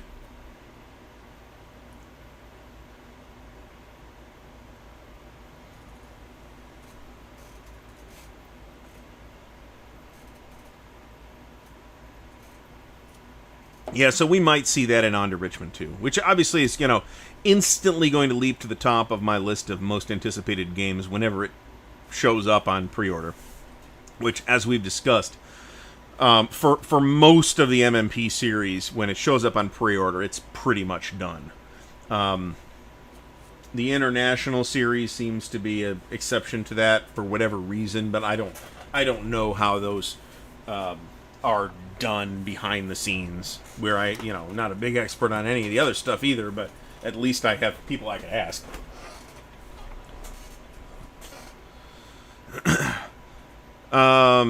Yeah, see, you guys are talking all kinds of stuff about the Avalon Hill computer games, and the only one I ever touched was Telengard.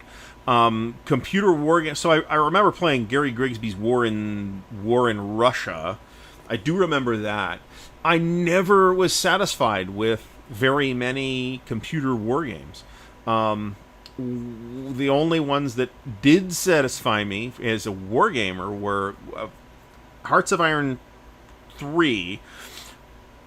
I had Hearts of Iron 1. I bought it relatively inexpensively, and I never successfully got it to actually work.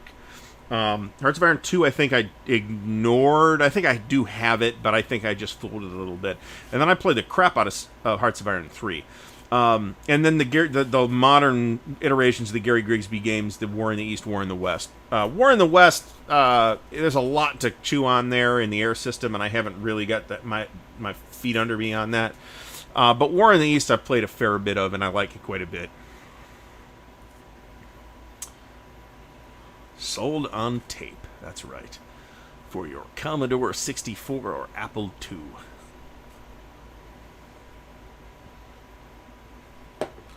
It'd be very interesting to see this modern civilization. Boy, it's not very attractive components, is it? The cars look nice, I guess. Anyway. Brent, thanks for stopping by.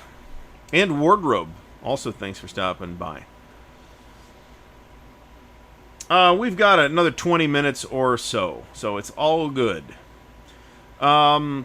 Speaking of computer games, I have spent a decent amount of time lately, and not a ton of idle time, but I can kind of pick it up and just kind of kick around for half an hour. Playing Elder Scrolls Online, just knocking that around again. I am subscribed on the video game channel to The Historical Gamer. He's also got a podcast, which is also a pretty good listen, actually.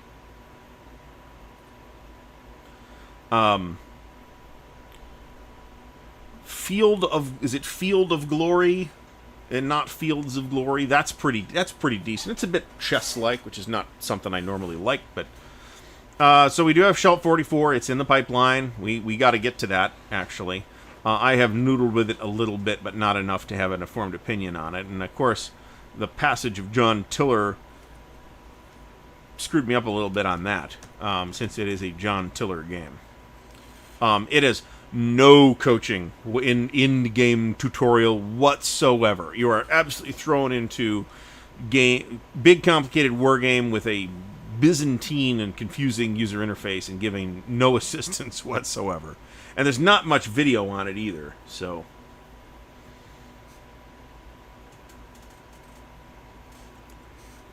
So we might be talking about the dumpster fire next week. We'll see. We'll see if it's still going. I'm reluctant to give it more oxygen because almost all of the oxygen is the people talking negatively about it. And as soon as we stop taking a dump on them, those people will vanish with whatever money they manage to squeeze out of people in the meantime. I have heard of Ultimate General Civil War. I might even have it, and I did not like it. I never played this Sid Meier's Gettysburg. I have friends that really like Sid Meier's Gettysburg, though. That's true. That's definitely true.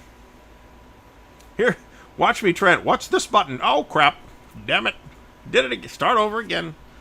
Load game. We call that save skimming.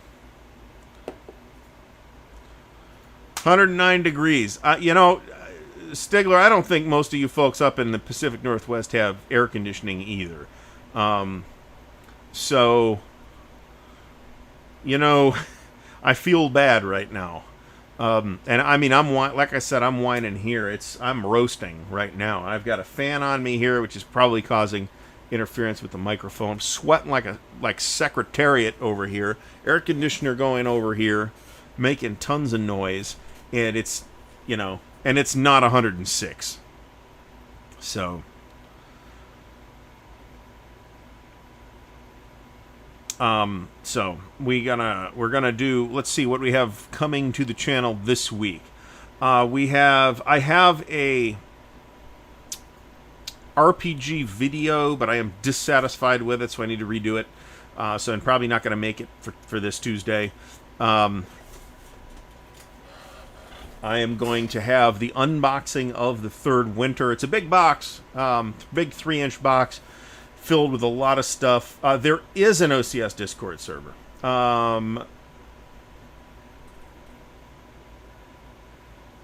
Give me a second. You know what, John? Talk to me offline about. You've got a ways to get a hold of me. Talk to me offline, and I'll see if I can either get you an invite, or if I can't do it, I know the guy who runs the server. So, but yeah, there is an OCS Discord server. Plus the super secret OCS Fest. So, 113 in southern Washington State. I'm surprised that the humans have not caught fire at those temperatures. That is insane. And of course, here comes the gloating from our friends in San Diego. Oh, 67 degrees. Pretty nice here. A little chilly. Prick.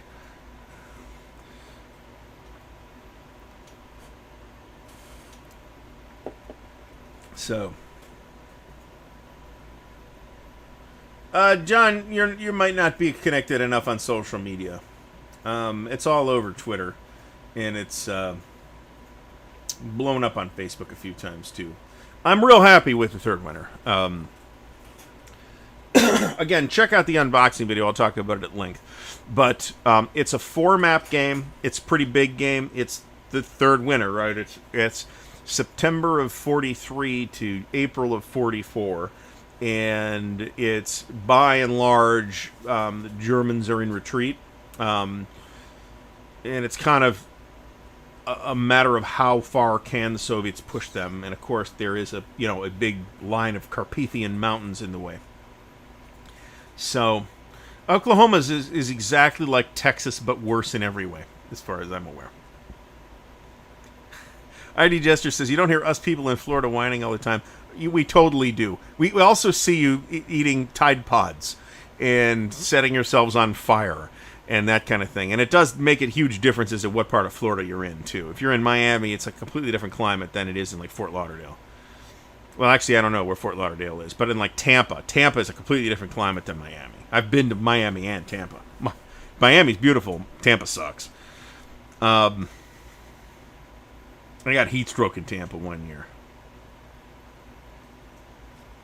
So, Henry, I hope so, too. I hope that they've printed it in good quantities, too, so that it will hang around for longer than a lot of OCS titles hang around in print, where they, like, evaporate very quickly within, end of the year. You can't get it anymore, and it's going for $500 on eBay. I'd like to see their games stay around in print a little longer. I understand they don't want to sit on the inventory. I understand they've had problems in the past with unsold crap sitting around. I understand that that's undesirable. They got to make those decisions, but I'd still like people to be able to get the games, because if you can't get the games, you can't play the games.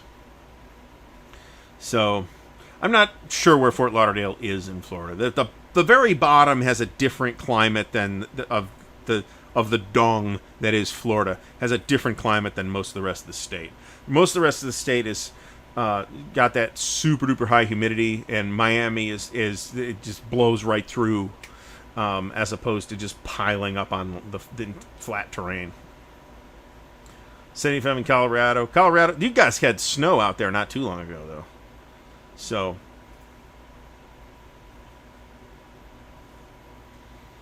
Fort Lauderdale is Miami Junior, according to Brandt. That may be true.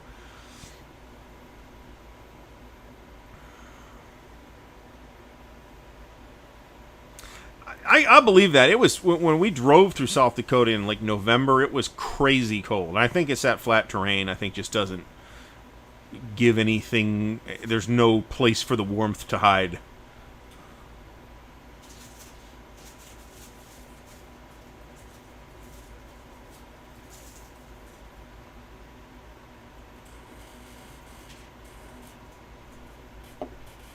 So I did check on Consim World Expo, and I believe it is scheduled for August. Last I heard, they had like 8. They have limited slots. They had like 8 slots remaining. I don't know what the current number is because that news is at least a week or two old. It is going to be the 20th Consim World Expo. It's been my long-held desire to go. It's definitely not happening this year. It's too soon. Maybe next year, we'll see. It's expensive. You need to get arrangements to do it, and to split rooms with people, and there's people that I could figure it out with, but not for this year. All the people I know from around here that normally go are not going this year. They are going to Secret OCS Fest instead. Snow in the mountains on the weekend, 104 2 weeks ago. Yay, Colorado. I have set foot in Florida several times. So we went to Florida when I was a kid, teenager, I guess. And we went to Disney World and Epcot Center, and I got heat stroke, and it was generally a miserable trip. We also visited my great-grandfather's grave in Tampa. So I was in Tampa very briefly. And we were there in like July, so it was at the worst possible time of year to be in Florida.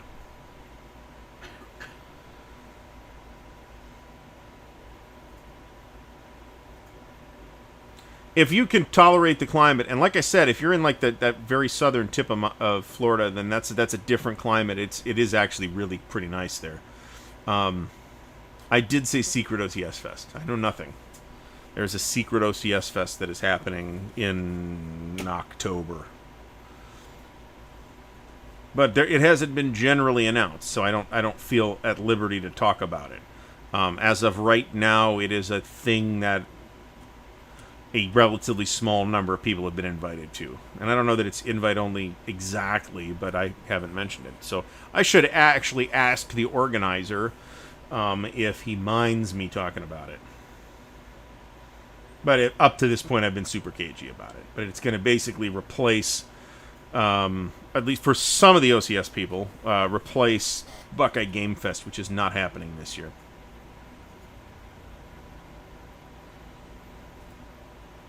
So I thought all those islands were relatively low humidity because the wind just blows over them. I could be wrong. The secret OCS.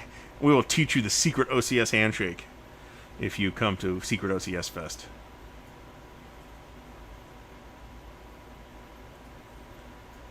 So, anyway, stream with Dan here on this channel.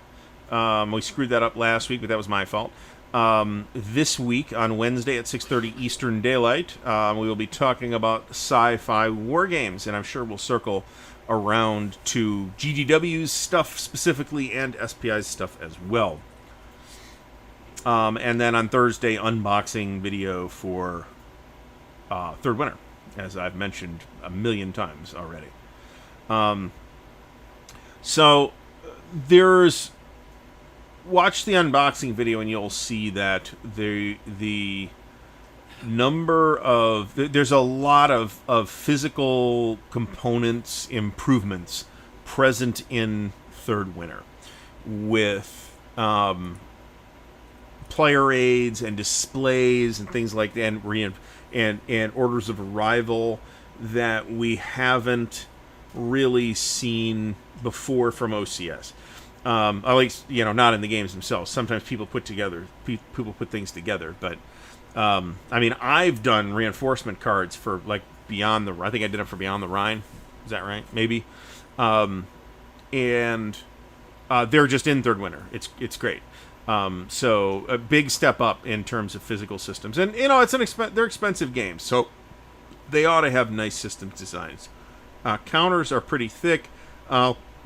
Die cutting is not 100% airtight. I don't think I mentioned it. I don't think I noticed it at the time. But I have gotten a little bit of tearing counters out of the sheets. I do just tear them out of the sheets, though. I don't, cut them out. And I have seen a small amount of registration problems. But in no case was it, bad enough for me to actually complain. So...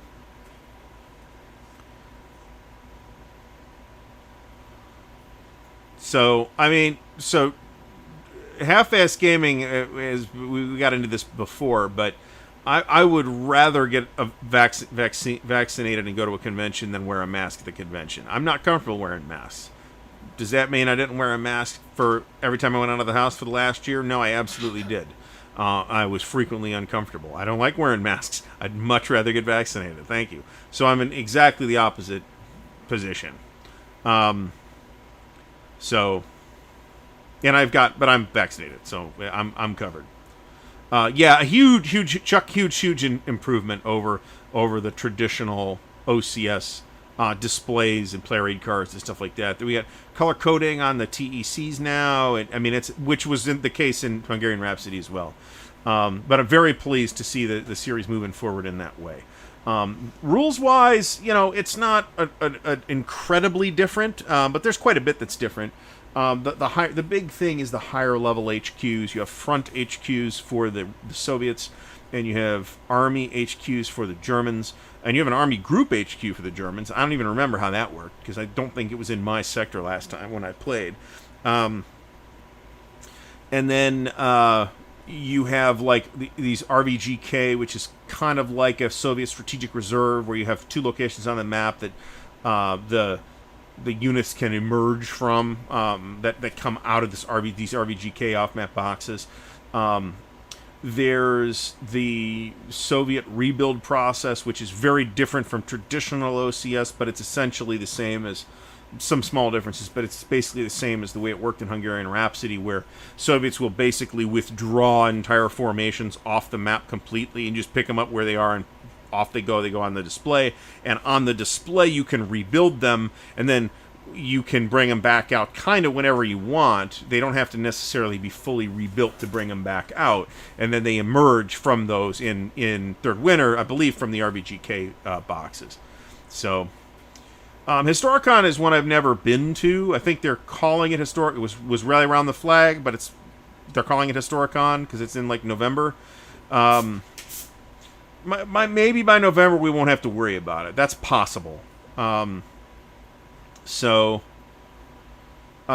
mean, I'm vaccinated and had COVID, so I'm pretty much safe to be around at this point. But I don't want anybody else to be uncomfortable either.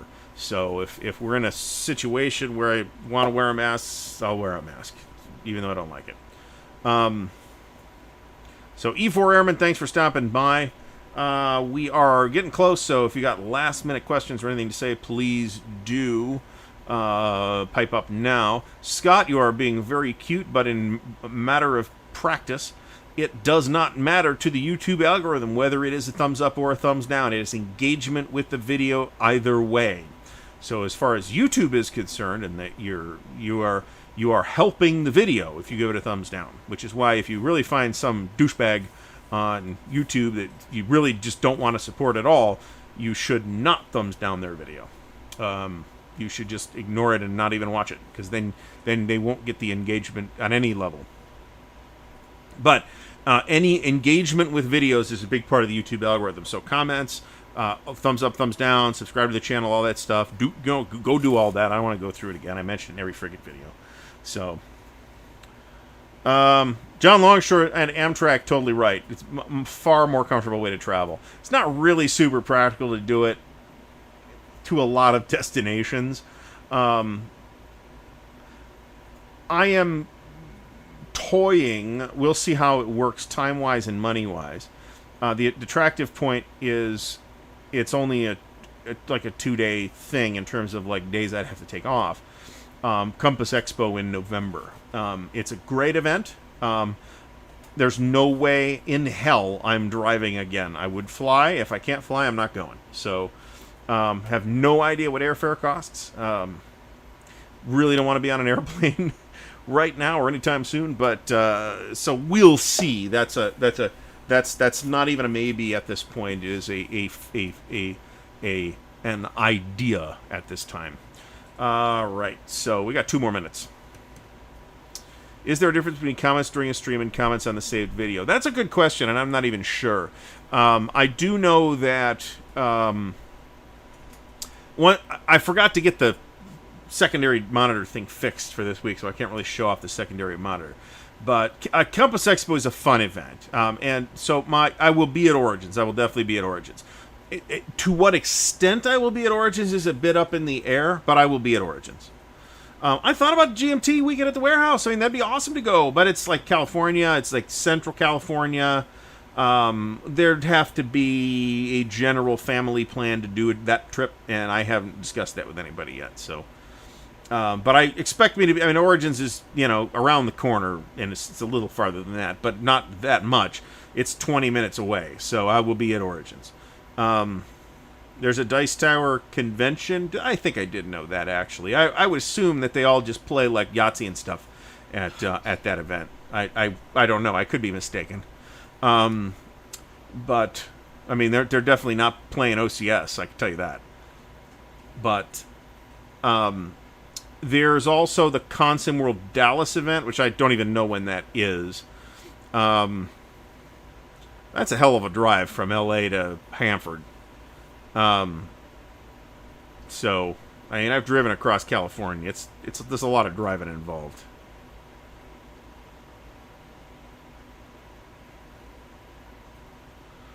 I, generally speaking, have had very good engagement with everybody on YouTube, right?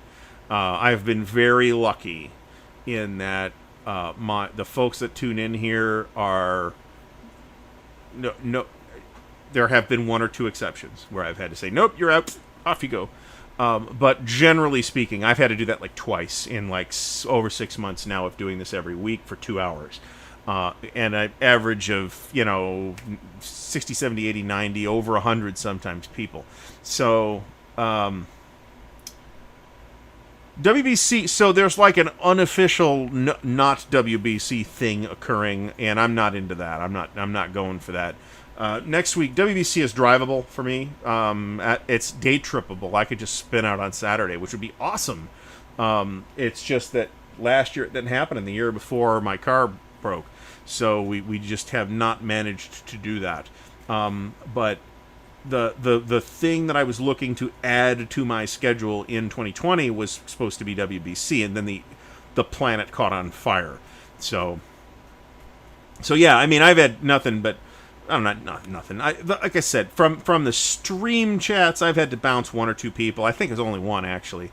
And from the channel, I've had to boot maybe 3 or 4, maybe 4 or 5. Bearing in mind, I'm not talking about just spammers, because that does happen. I've had to actually ban 3 or 4 people, but I've had the YouTube channel since like 2007 or 2008.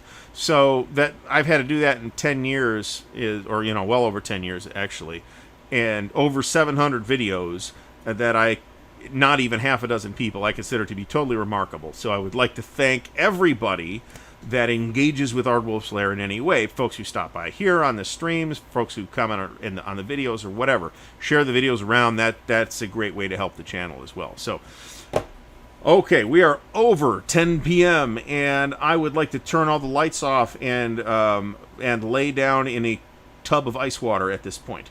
So I would like to thank everybody for stopping by. Again, this week we have the stream with Dan over here on this channel. It's already on the schedule. So if you're subscribed, you get notifications. You already got a thing about it, or you will on Wednesday anyway. Wednesday at 6 p.m. Eastern, and then Thursday 10 a.m., which is the standard Thursday release time. We have the big deluxe unboxing of the Third Winter. So again, thanks everybody for stopping by, and we'll see you